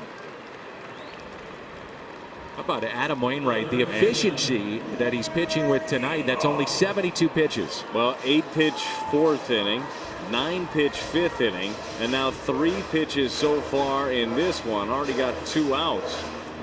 Well, he's retired 10 of the last 11. He's looking good. He's mixing it up very well, staying out of the middle of the plate. And a strike to Wilmer Defoe, and then we'll see a pinch hitter more than likely. Pitcher's spot on deck. So 5 hits, couple of runs, both were earned. Walked 2, struck out 5. Pitch number 74. And a ground ball. Goldschmidt is there. He'll take it himself. And a 1-2-3 for Adam Wainwright. A 5-pitch inning. 3-2 Cardinals. Molina and Bill. Mike will tell you he thinks that Yadi is the smartest player on the field, period. He said he's probably the smartest guy baseball-wise in the ballpark. And he always says, why wouldn't I consult with Yadi or Molina on what I may do? And those two, we were talking about communication, have a great relationship. And Mike will lean on Yadi to get an honest opinion about his staff and say, okay, here we are in the game, and I'm sure they're talking about Wainwright. What are you seeing? I mean, a 5-pitch inning, we keep rolling the dice with him, keep going out there with him. But that to me is interesting to see your catcher have that kind of input with your manager. Oh, that's huge, and there's a lot of respect, and by the way, respect both ways. That's right. In a relationship like that, and it's important. It's important to have that. And you're right. It goes back to Yadi's a great asset on the field, but he's a great asset for this. And nobody knows Adam better than him. Nobody knows the staff better than Yadi does. I'd want to know. I'd want to know what he's thinking. But think about it in sports. How many times does a head coach or manager, they may talk to the assistants or the bench coach, the player, but how many times do they have that conversation in game? The only time you really see it is with the elite players. Oh, for sure. I mean, you think quarterbacks in the NFL. Michael Jordan. Yeah. LeBron is basically a coach because he's the coach. And that's just kind of his gig. I just, in a game that's got so much strategy like baseball, to get the input from a player in the middle of the game is impressive. But that's why players play for Mike Shildt. That's one of the reasons they appreciate that. 2-1 pitch here to Adam Wainwright, who had a 5-pitch inning. And Yadi also helping on the last batter, which was Defoe, before the pitch even came. And I know you've seen it when you've been on the mound throwing to Yadi. He'll give an indication of where this ball may be going. 3-1 to Wainwright. 3-2.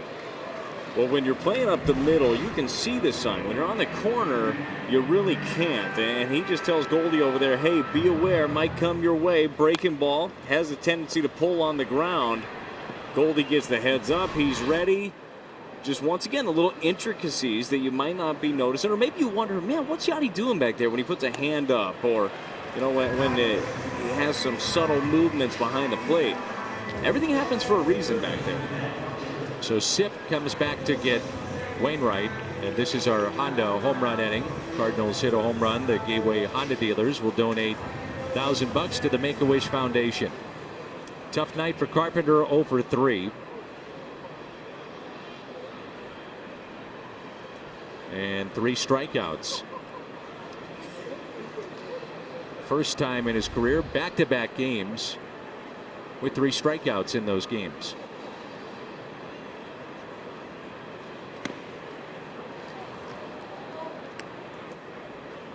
They've got Doolittle, Matt Grace, Dan Jennings, and now Tony Sip. So 4 lefties in their pen.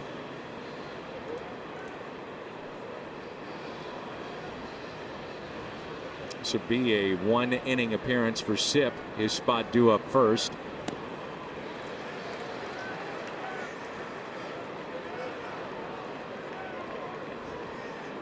Dan Jennings, as you mentioned, he was just recalled today with Rendon going on the IL. Kind of interesting the way that the Nationals work things, and it makes sense due to proximity. A lot of their guys go to Double-A Harrisburg, which is a lot closer, as opposed to Triple-A Sacramento. You think, you need a player quickly, you put a guy on the IL. Well, I'd rather get him from Harrisburg than I would all the way across the country. that's kind of been the case, but it's kind of a weird setup that they've got. It's the beauty of Memphis. Well, it really is. It's about 3 hours, 57 minutes from my door, in case you wanted to know. You've made that trip a few times. Yeah. 1-2 the count here on Carpenter.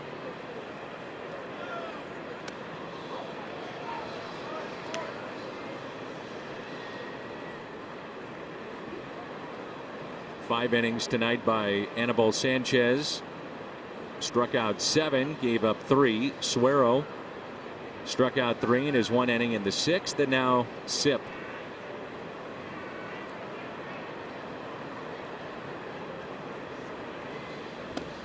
And Carpenter strikes out for the 4th time.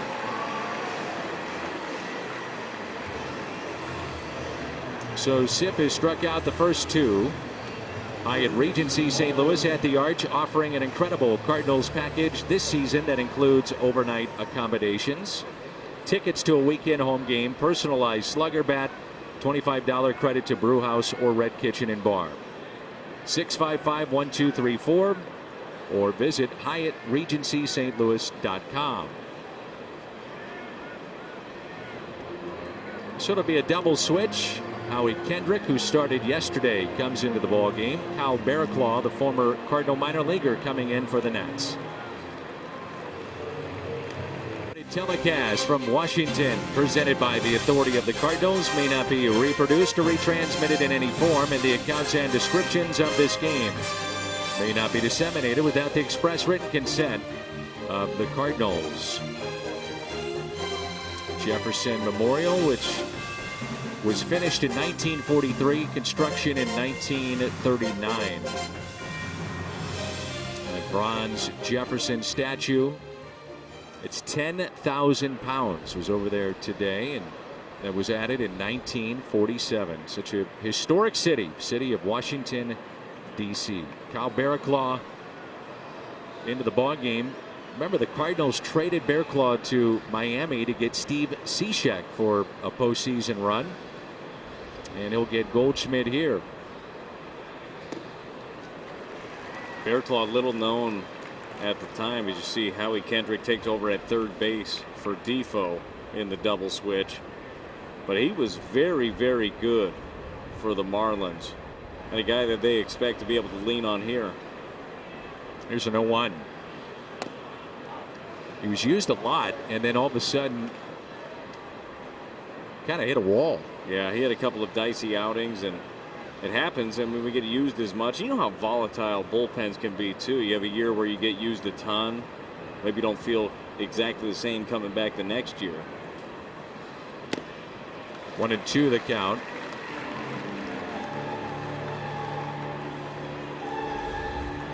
So we've seen Sanchez, Suero, Sip, and now Barraclaw.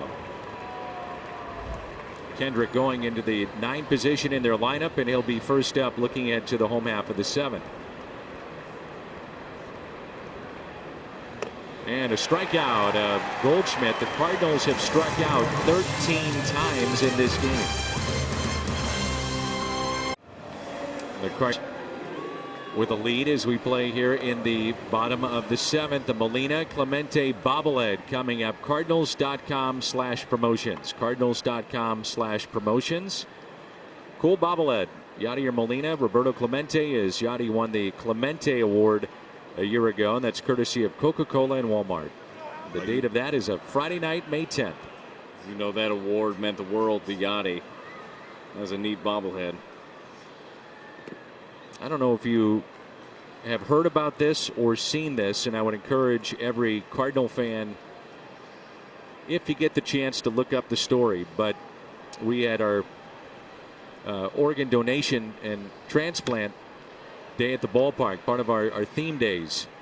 An incredible story, and I know our corporate sales and all the people try to make this, for 81 dates, an enjoyable experience at the ballpark. Is Wainwright gets the first man, Kendrick, in a chance encounter, and the pictures are just, it'll blow you away. Everyone in tears.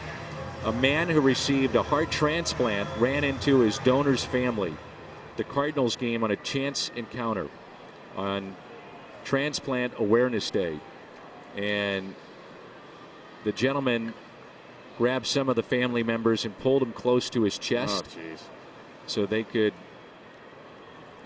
feel it, hear it, be a part of it. And Cardinal front office and everyone associated with that night and that day is to be applauded. It's a remarkable story. So Kendrick, the first out, now the top of the lineup, and this will be the fourth time Waino has seen the lineup, and now Bader coming in. He's diving again and comes up short. Little blue base hit by Adam Eaton, his second hit of the night.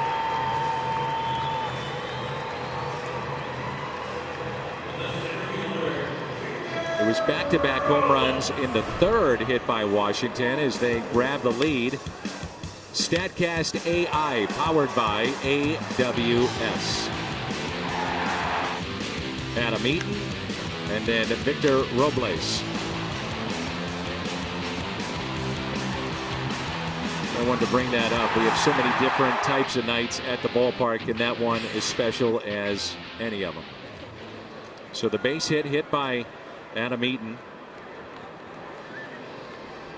And now Victor Robles. Home run back in the third. Lined out to left, fly to center.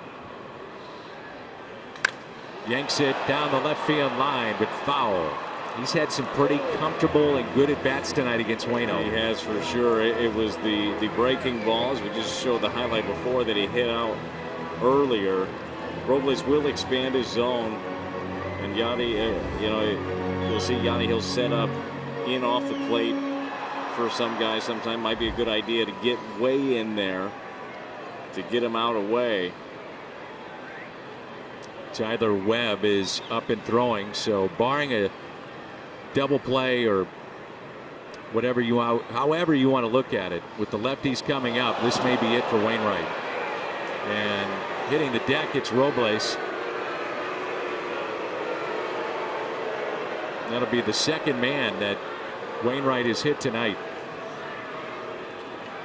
Got him on the back leg, I believe, the right knee, and so I got to check on Robles, make sure he's all right. Yeah, those hurt. And the idea with that pitch is exactly what we were just talking about. It's the get in way off the plate so you can set it up away. Unfortunately, Adam just kind of gets the side of this one, it tails in and gets him. And here comes Mike Schilt with runners at first and second, so the tying run in scoring position, go ahead, run at first. And this outing matches the longest for Wainwright since last September. Great outing by Adam Wainwright right there. Wainwright gives way to Ty Webb after 6 1/3. Very good innings. 5 punch outs, had the breaking ball going, did a great job of keeping the Nationals hitters off balance and used the feet a little bit as well. Adam had it going. I mean, he pitched backwards. He spotted up his fastball. It would be nice to see Tyler Webb here get out of this little jam. It was a small bloop and a hit batter. Webb's been throwing the ball pretty well. Chevy called to the pen, and you may wonder why not Miller in this spot. With Hicks having thrown in 3 consecutive games, you would think that then Andrew Miller becomes your closer for the night, so Webb gets this spot here.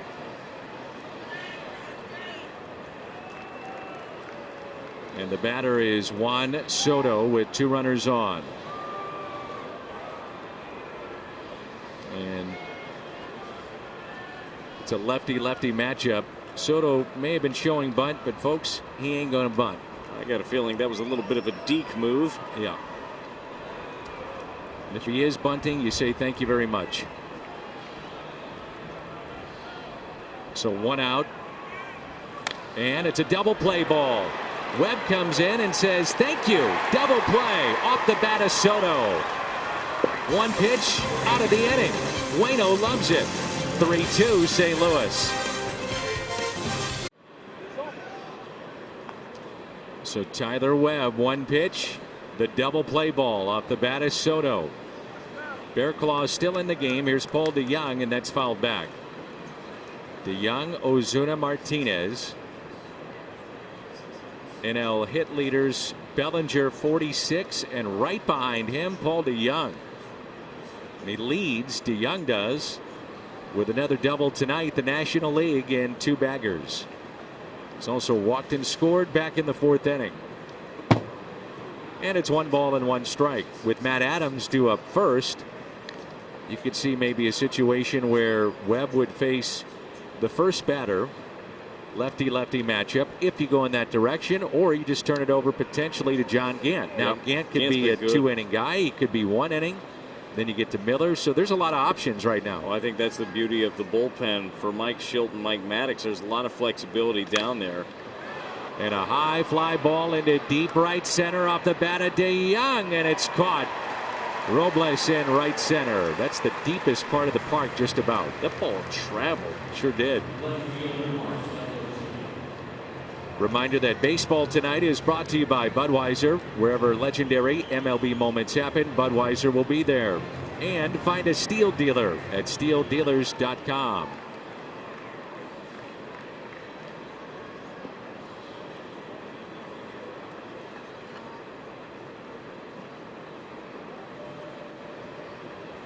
Here's Marcell Ozuna.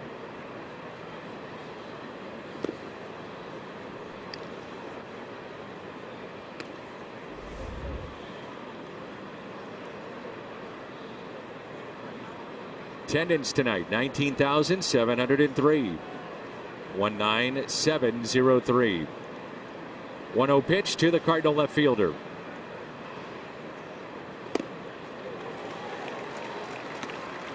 Well, Brad, the Cardinals used to be a time you'd say for any team, you get 13 strikeouts, you're playing in the 8th.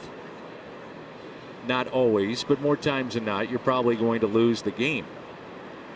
You don't really say that anymore the last couple of years. As the strikeouts pile up, it's just part of the game. Yeah, well, it's all about when do you do damage. I mean, you can strike out a bunch, but if you're scoring some runs, I don't think it's the most pleasing style of baseball to watch all the time, but it can be effective. I mean, as long as you're still putting in the work, and the Cardinals were able to put up a crooked number in the 4th, and that has been the difference.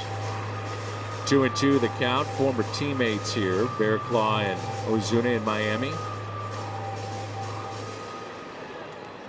Marlins are 8-20 to start the year.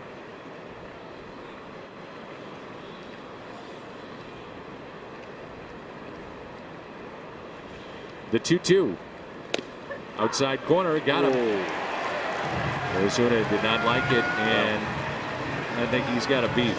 He does, but it has been a liberal strike zone. That was a talking point early in this game, especially away. This one probably 2 balls off the plate. Ozuna can't offer it that. You see he's a little stunned by it, rightfully so.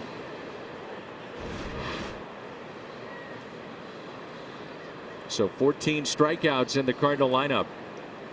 And here's Martinez, 2 for 3. He struck out back in the 6th.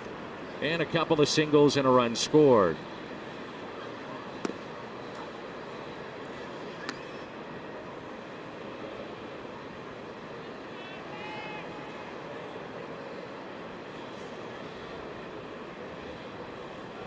And just quietly, that another 2-hit day for Jose Martinez. How about 3, though? He's got 1 home run this year. 2 balls and no strikes. 6'5" and taller. Frank Thomas, John Olerud, Joe Mauer on that list. Derek Lee, the former Cub and Marlin, and then Jermaine Dye, the former Royal. I've got flashbacks seeing Derek Lee's name. Ooh. It didn't go so well for me against Derek Lee. No. He had good plate coverage too. Yes, he did. And power. He was the guy that, like, he stood in the box and really, and I think that I got to a point where there was a tad bit of a mental block against Derek Lee, but I didn't know what to throw him. I'm like, he can hit everything. Like, he can cover absolutely everything on this plate. I actually, one offseason, I asked Greg Maddux about him. Like, Greg, how do I attack this guy?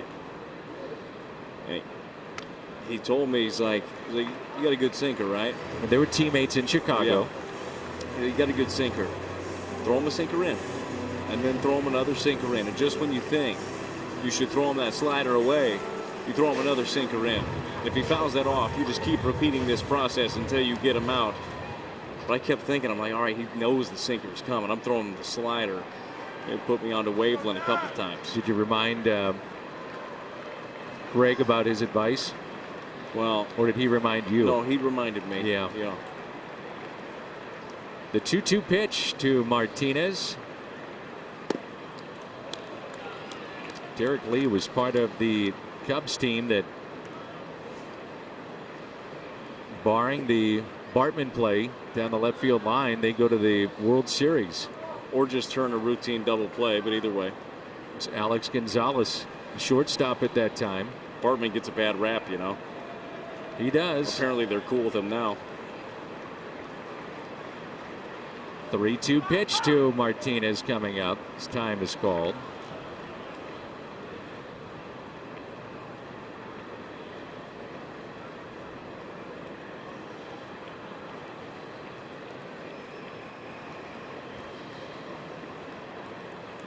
The 3-2 pitch. And he walked him. So a 2-out walk. What could be the final chance for Yadier Molina to extend his hitting streak. A reminder, great way to get your tickets even after the first pitch. StubHub, partner at the Cardinals in MLB. So the 2-out walk. Cardinals have received 3 of those tonight. And here's Yadier Molina.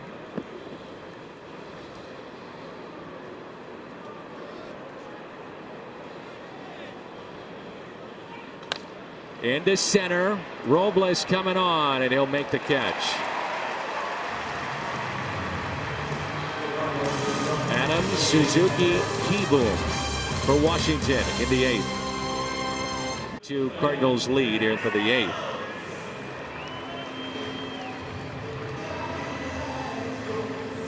So Gant throwing, could be just one batter here for Webb to get the lefty Adams.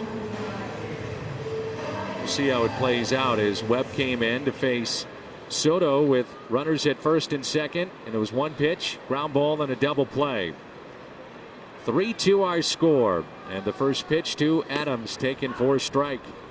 It's an all right-handed bench, by the way, with Gomes, Kendrick into the ball game, Adrian Sanchez, and then Michael A. Taylor for the Nats. And a grounder foul, 0-2. You know, Gant has been so efficient as well and so good. Just thinking ahead here and how it plays out, but you know, Webb gets Adams here. Let's just play it out potentially. Okay. You know, then you've got 5 outs to go. Do you think about multiple innings? Yeah. Do you think about multiple innings with Gant? I do. Especially how efficient he's been. I absolutely do. And then you have Miller down there ready if in fact the lineup turns over. If you get to the point where you want him to, you feel better against Eaton, or you know, maybe it's Juan Soto that you'd like the matchup there better. Yep.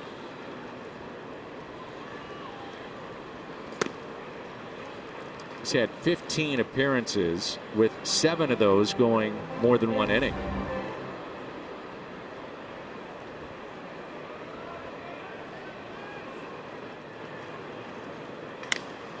And a ground ball.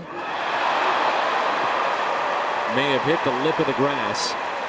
Either way, gets through Wong. That'll be an error. That's the one thing we talk about with the shift with second baseman. Sometimes coming in from the outfield can be difficult. Let's take a look. Yep, hit the lip of the grass, and that's something you got to deal with. Yeah, you know, and Colton tried to charge it a little bit. I think he was trying to take that lip out of play, but the ball got on him before he was able to do it. I know he's frustrated. That's a tough play. Once it hits that lip. This will be a double switch. Pitcher spot will go into the number 5 position. That's Jose Martinez.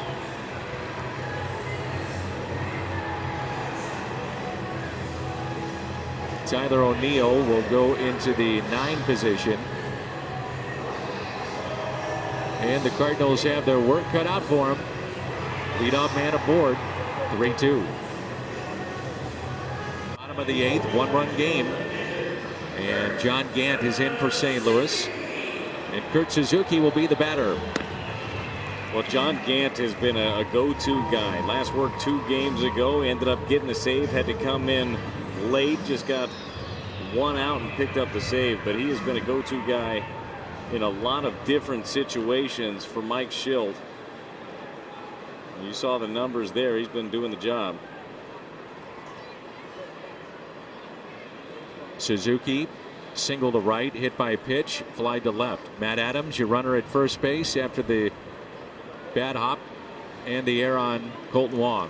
I'd kind of like to see Gant do what Webb did with his first pitch. Got a ground ball and a double play. And the first pitch is strike. This is a deal that, in retrospect now, is paying big dividends. Yeah, it is. Part of the Jaime Garcia deal with the Braves. They didn't really exactly know what Gant's role was going to be. Filled the starter role great last year, but this has been a nice place for him. That's out of play. He's got plus stuff. I think that gets overlooked. We focus on that changeup a lot. There was a nice one right there. The pitch before was 96 with sink. He runs it up there 97. You know, it's great stuff. Grinded through some of the starts. He wouldn't last long because pitch count will get up there, walks. But a really good changeup, the Vulcan grip, and his curveball is a big 12-6 and a mid-90s fastball. That'll play. And here's the 0-2 to Kurt Suzuki. And a fly ball to Tyler O'Neill. Part of the double switch, makes the catch, and there's one away.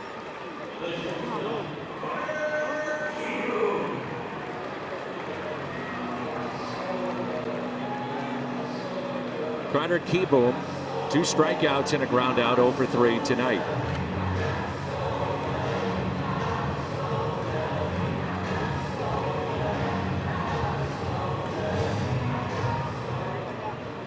There's a point in this game, in the 6th and the 7th, and 1 in the 8th, that the Nationals struck out 7 of 9 Cardinals. They have struck out 14 tonight, but yet the Cardinals with this 1-run lead. Doesn't always have to make sense, right? It's a crazy game. You just have to come up on the winning end of it. Just joined us. Cardinals were trailing 2-0. Back-to-back home runs by Eaton and Robles back in the 3rd. And then in the 4th, the Cardinals, a 2-out rally again. With the bases loaded. 2 outs. Colton Wong dropped down a bunt. That brought in Paul DeYoung.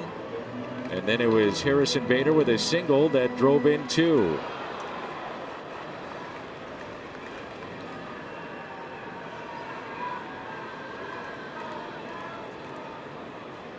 The 2-0 pitch.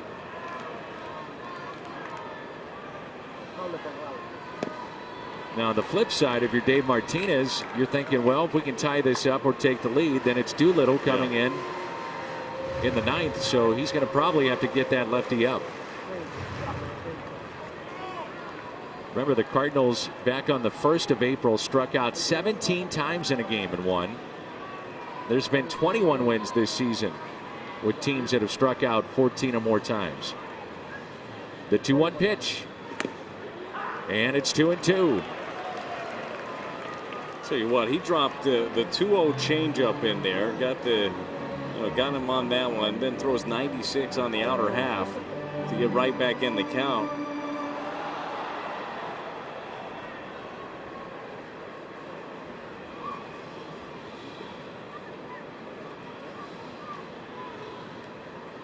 The 2-2 just got a piece. Just to reference also, 14 strikeouts in a game, certainly a lot. Off the top of the broadcast, though, we did highlight the fact that the Cardinals have the second least strikeouts in the league. Pirates were the only one that have struck out less than the Cardinals. So this is a trend that started at the beginning of the year. They did strike out a lot. It has been figured out quite a bit for the St. Louis Cardinals. The 2-2 pitch by John Gant.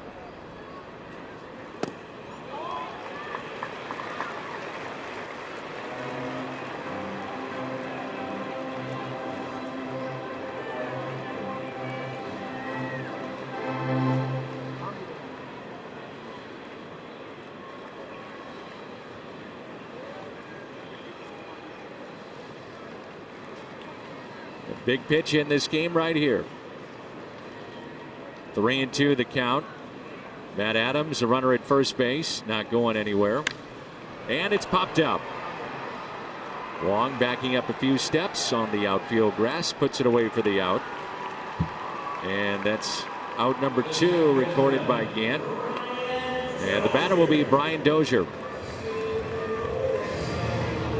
A good changeup right there at 3-2. He threw a 2-2. Keyboom looked at it down.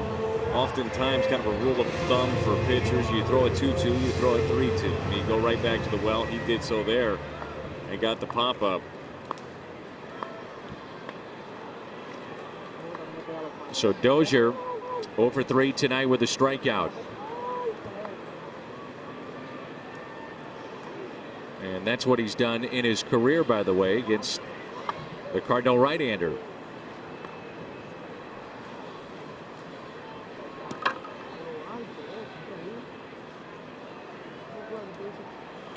And there's strike 1. A lot of run at 96 there from John Gant. Take a look. Yeah, Yachty wants this thing away. It ends up in off the plate. Look, if you miss your spot, you can do it when you have movement like that. Just the big swing and miss. That's nasty. It's like a run of the Jordan Hicks pitch we saw last night. 0-1. Now 0-2.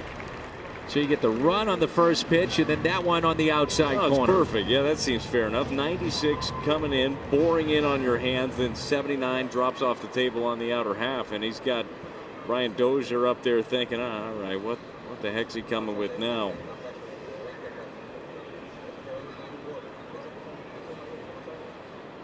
He's going to show him the whole arsenal here. Changeup. And the 0-2 pitch to Dozier. Kept in front by Yachty. That's where you want it, don't you? Oh, yeah, for sure, especially 0-2. The one before that to Keyboom, you want to kind of throw that one for a strike, bottom of the zone. Yachty does a great job of blocking this one. It's a beauty of having a guy like Yadier Molina behind the plate. You know you can spike something even in a one-run ball game. Doesn't matter for runners on first, second, third. He's going to block it. He's going to get the job done. So you slow him down to speed him up, going with the fastball. The 1-2 pitch.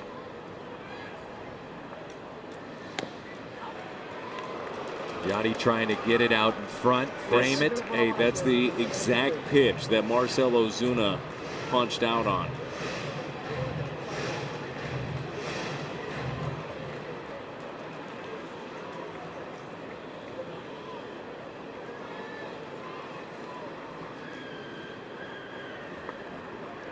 Yan Gomes is at the on-deck circle, and the 2-2 pitch.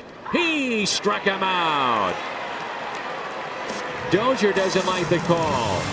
Gant comes in, gets 3 outs. Ho-hum, just another appearance for Johnny Wong to lead things.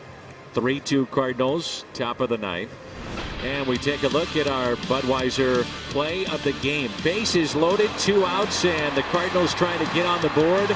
A beauty of a bunt laid down by Colton Wong. And then after that, it was Harrison Bader with a 2-out single to bring in 2. And that's the scoring for St. Louis tonight. It's funny watching that again. You see Defoe, and he's ready for a rocket hit his way. And then all of a sudden, that perfect bunt is dropped down. Honestly, even in a situation where you're looking for a bunt, or at least aware of it, it's going to be a tough play to make. That was just perfect.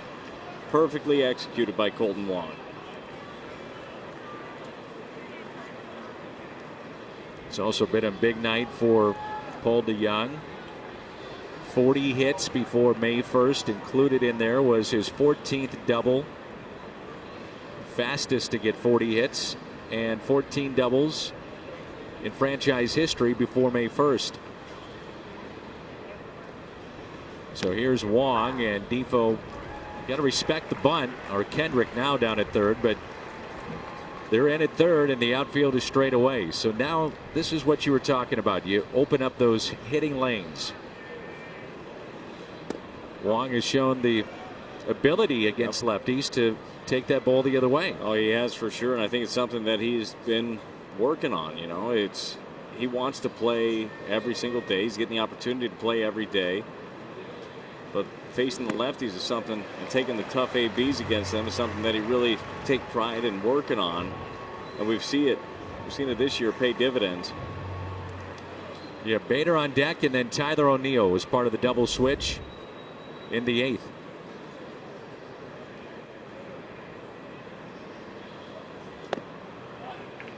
Two and two.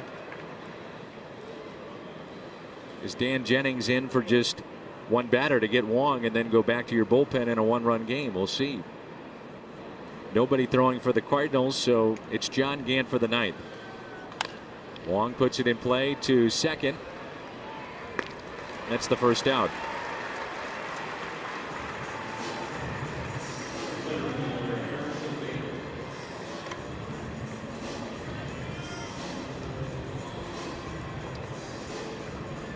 Joe Ross, right-hander, throwing in the bullpen right now. Bader, as we've talked about, this is where his damage has come from against lefties. A career .311 hitter against left-handed pitching. I'm a little surprised, honestly. If you got Ross up, this is the guy. I'm happy.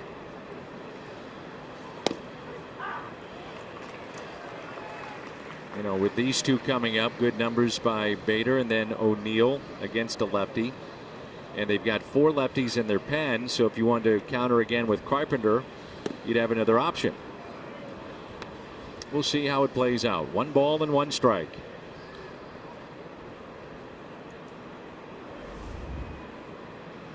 They have Matt Grace and Sean Doolittle.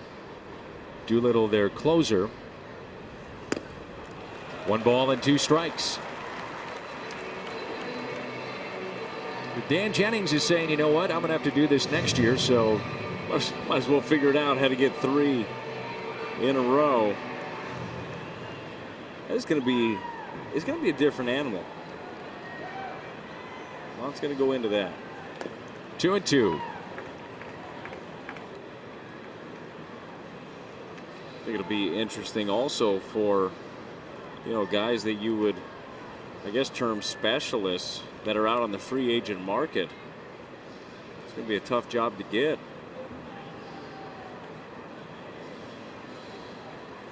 Inside to Bader and a full count.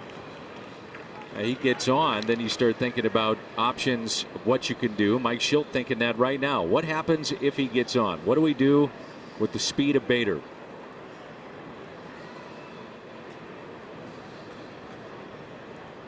Three-two pitch.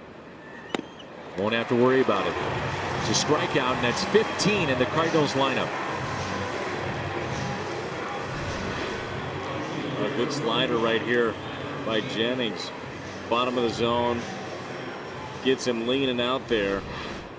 Hit a couple of really nice pitches to a guy that sees left-handed pitching very, very well. Looking ahead to the bottom of the 9th, it'll be Jennings spot, so pinch hitter, then Kendrick and Eaton. That's off the glove of Jennings, and O'Neill hustling down the line for the base hit. Absolute rocket hit back to Jennings. Wow.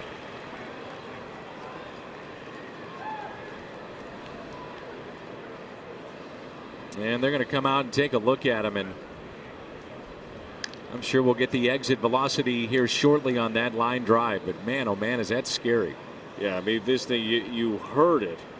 It hit his looks glove. like it hit him in the glove. I mean, you see him shaking his hand, and I know you felt that before, where if one hits you in the palm, I mean, it feels like that's exactly what happened. He got glove on it, but it's all palm right there. You heard the noise as soon as it hit it. I mean, that thing hurt. You can easily break a hand just like that, even if it hits you in the glove. You have a guess on the exit velocity? I do. I'm going to go 110. 111.5. Close. It's pretty good. So the base hit for O'Neill. And the Cardinals have their first hit since back in the 6th inning.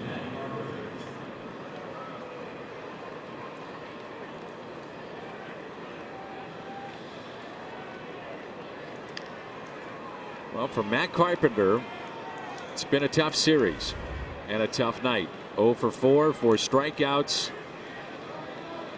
And now he's got the lefty here to deal with. It could get a lot better, though. He has never struck out 5 times in a game. 6th time in his career that he's had a 4 strikeout night.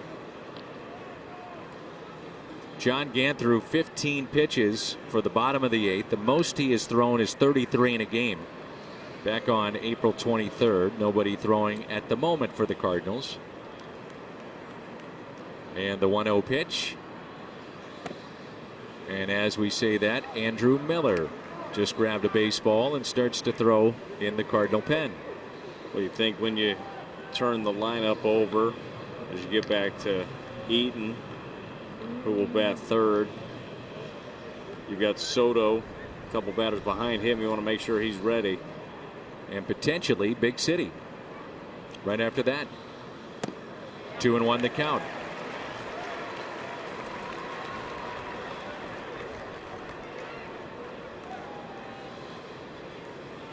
The Cardinals can hold on. They go to 9 games above the 500 mark and start 19-10.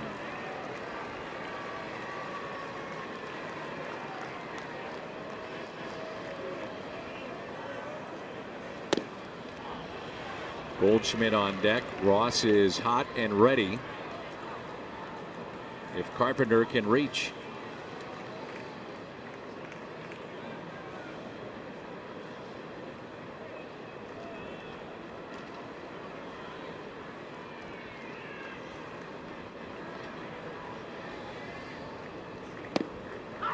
Full count.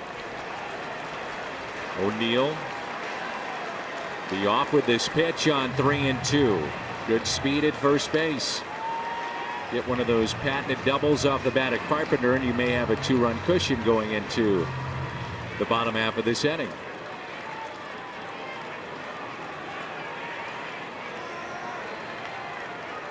And the 3-2 pitch. And he walked him. So Carpenter aboard, runners at first and second, and Goldschmidt coming up.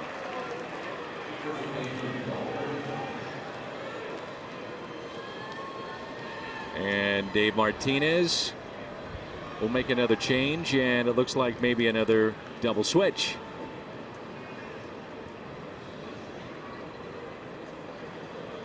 A good AB by Carpenter. Lay off a couple of those. Was a tough night. Big to get him into scoring position with that walk.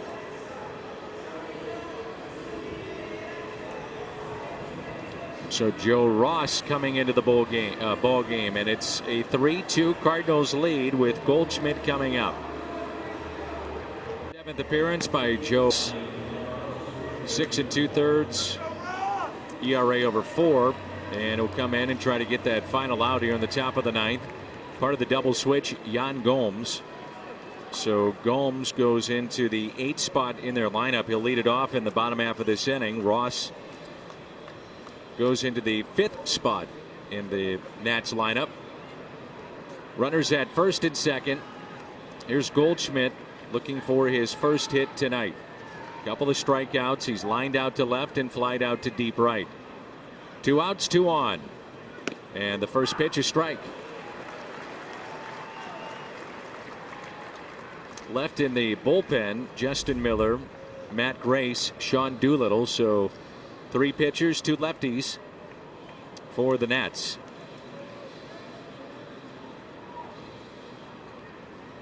Goldschmidt, ground ball that's hit to short. Keyboom flips to his second base partner there. Dozier and Gant will try to get the final 3 outs. 3-2, Cardinals with the lead. Wainwright, very good tonight. Gave up a couple of home runs, but went 6 1/3. Bader 1 for 4. Key hit in this game put the Cardinals on top. Eaton and Robles went back-to-back against Waino, and that was inning number 3. So John Gant got the 3 outs as he faced Suzuki, Keyboom, and Dozier with a man at first back in the bottom of the 8th. And here's Yan Gomes. And the first pitch is strike on the outside corner. What do you think at this point? He's got Gomes, he's got Kendrick. After that is Eaton. The Cardinals do have Andrew Miller going in the bullpen. You'd have to think that maybe he would be that guy, depending on, I guess, how the first couple go.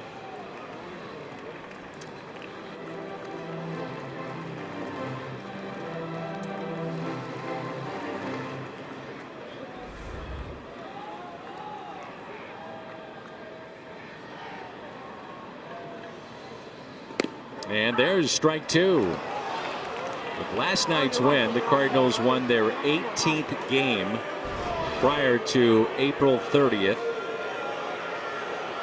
2008 Cardinals won their 18th game on April 30th. So a win tonight would give the Cardinals 18 wins in the month of April.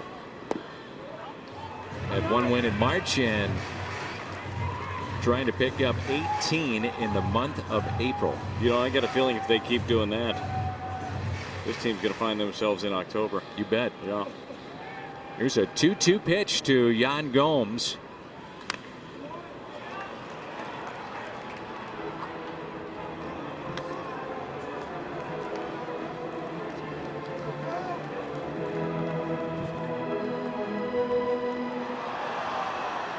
Two and 2 the count. If Gomes gets rung up, he's got to try to stay in the game. Swing and a miss. He strikes out. And I say that because Suzuki's out of the game, so you got to know that. And John Gant picks up the strikeout, and that's his second tonight. Well, just goes with the fastball here up in the zone. Had the call earlier on one. Get Gomes swinging on this one. So 1 out, nobody on. Howie Kendrick. And the first pitch is strike. That curveball has been really good. I'm impressed with how well he's been able to keep that third pitch out of the pen. We know the fastball is good. The changeup is great. That curveball has been very effective for John Gant. And a little tapper. Foul. So much of the attention goes to guys like Molina, Ozuna, huge month. And you think about big names, Paul Goldschmidt, 9 home runs. Unheralded along the way, though. How about John Gant? It's been huge out of the Cardinal pen. I think about Paul DeYoung, kind of flying under the radar right now with this great start. Oh, he is for sure. Which is kind of amazing, actually, with the year that he's having to this point. Got a lot of guys doing big things. Jose Martinez in that conversation. And the 0-2 pitch did not go. 1 and 2. Gant snaps at the baseball thrown back by Molina. I like the idea there. You threw him a couple of changeups down, went with a fastball up at 97. Kendrick barely was able to hold off. He's going with the heater again. And the 1-2 pitch fouled away. 97 there from John Gant. Zapping it up. You can see it too. The emotions with John Gant after the final out in the 8th. I think he's digging this role. I think he likes it. And the 1-2. Popped up. Goldschmidt chasing after it. Won't get it. It's a fair ball. Kendrick will stop at first base. The tying run at first. The winning run comes to the plate on a little flare hit out to shallow right.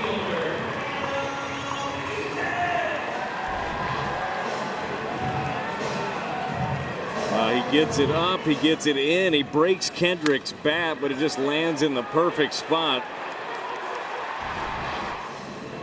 Well, if you're Mike Schilt, do you think about Miller here? You got Adam Eaton, who is homered tonight, also single back in the 7th. Michael A. Taylor will be the pinch runner. So on the bench, Adrian Sanchez, that's it for the Nationals.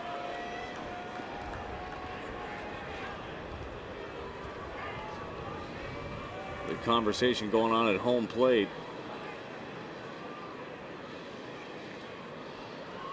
Well, Mike Schilt is coming out there. He's going to get Gant, who did a great job, and going to Miller.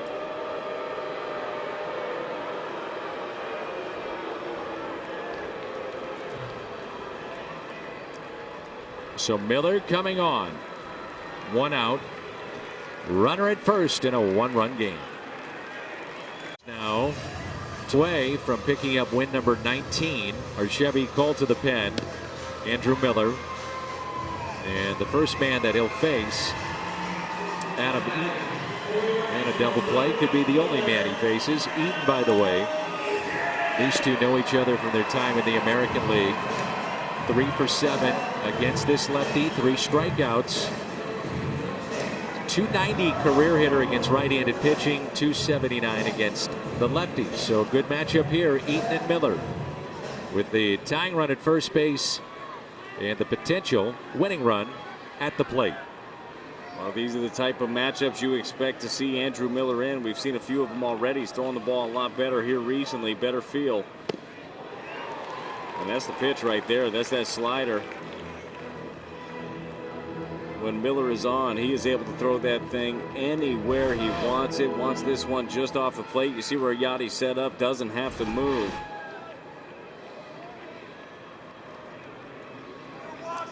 Here's the 0-1 pitch. Miller to Eaton. Been a lot of talk. Mike Schilt talking about it the other day with a couple of us about the release point of Andrew Miller and, you know, just getting comfortable again after the injuries from a season ago. And the 1-1 pitch to Adam Eaton.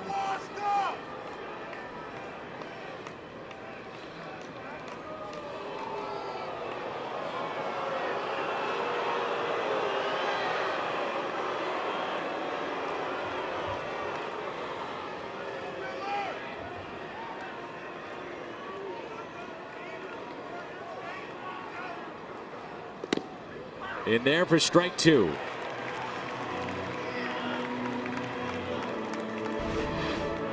Well, here's that release point you're talking about, Dan. It's all about consistency. You see him trying to get that slider out in front. He's got that 3/4 arm slot, and it's all about kind of finger placement.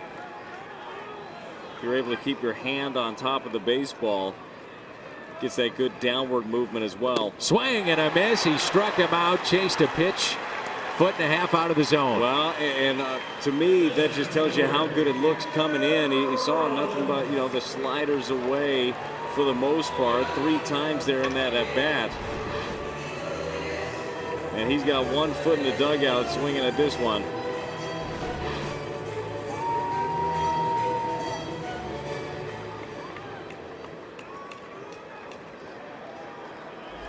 There's Robles on base twice with a home run and a hit by pitch. 2 outs and ball 1.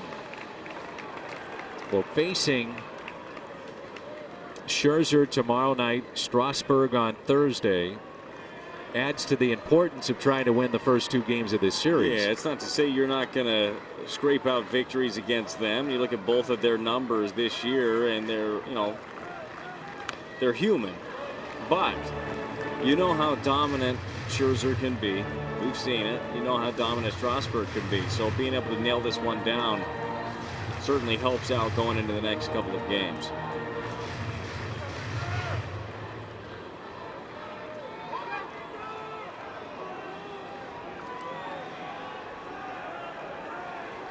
The splits for Victor Robles.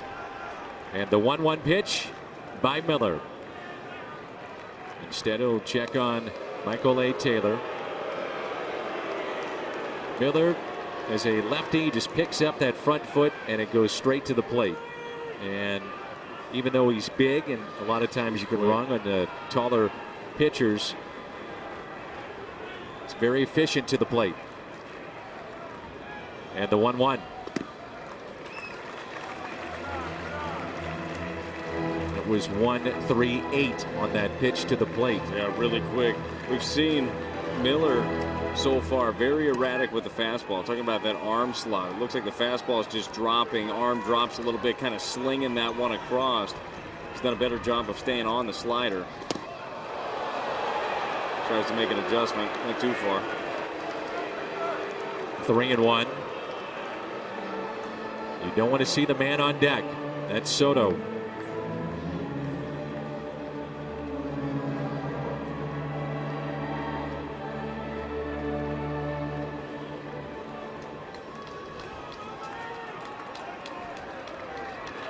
A lot of room on the right side of the infield. 3-1 pitch. And now it could be the final pitch of the ball game right here. 3-2. Now you think about the speed that you have at first base, and the Cardinals outfield as deep as you can potentially play in this ballpark. You're going to play no doubles. Make sure you keep the ball in front of you here. Miller went with the slider there. He's had good feel for it. Wouldn't be surprised to see it again right here. 3-2. Popped up left side. Carpenter is over and out of play. So he went with a 3-2 slider. Going back to your point a couple of innings ago, do you do it again? I think you do. I mean, at this point, especially right now, this inning for Andrew Miller, he doesn't have a great feel for his fastball. So throw the slider. That's what you got to feel for. It's his best pitch. Trying to end it right here. Again, the 3-2. Pulled foul.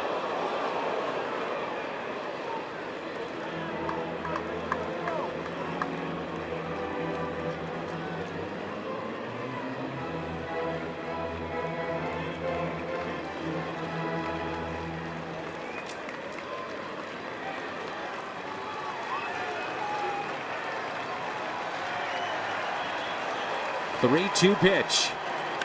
And it's Miller. He's got it. A soft liner, and that's how the game comes to an end. The Cardinals are now 19-10. And for the month of April, they have won 18. Well, that was a tough fought victory. Adam Wainwright gives you 6 in the third. The Cardinals bullpen comes in, got some clutch hits, and you've taken the first 2. Great game for the St. Louis Cardinals. The Cardinals are 9 games above the 500 mark. Ties a franchise record with 18 wins in the month of April. Postgame next.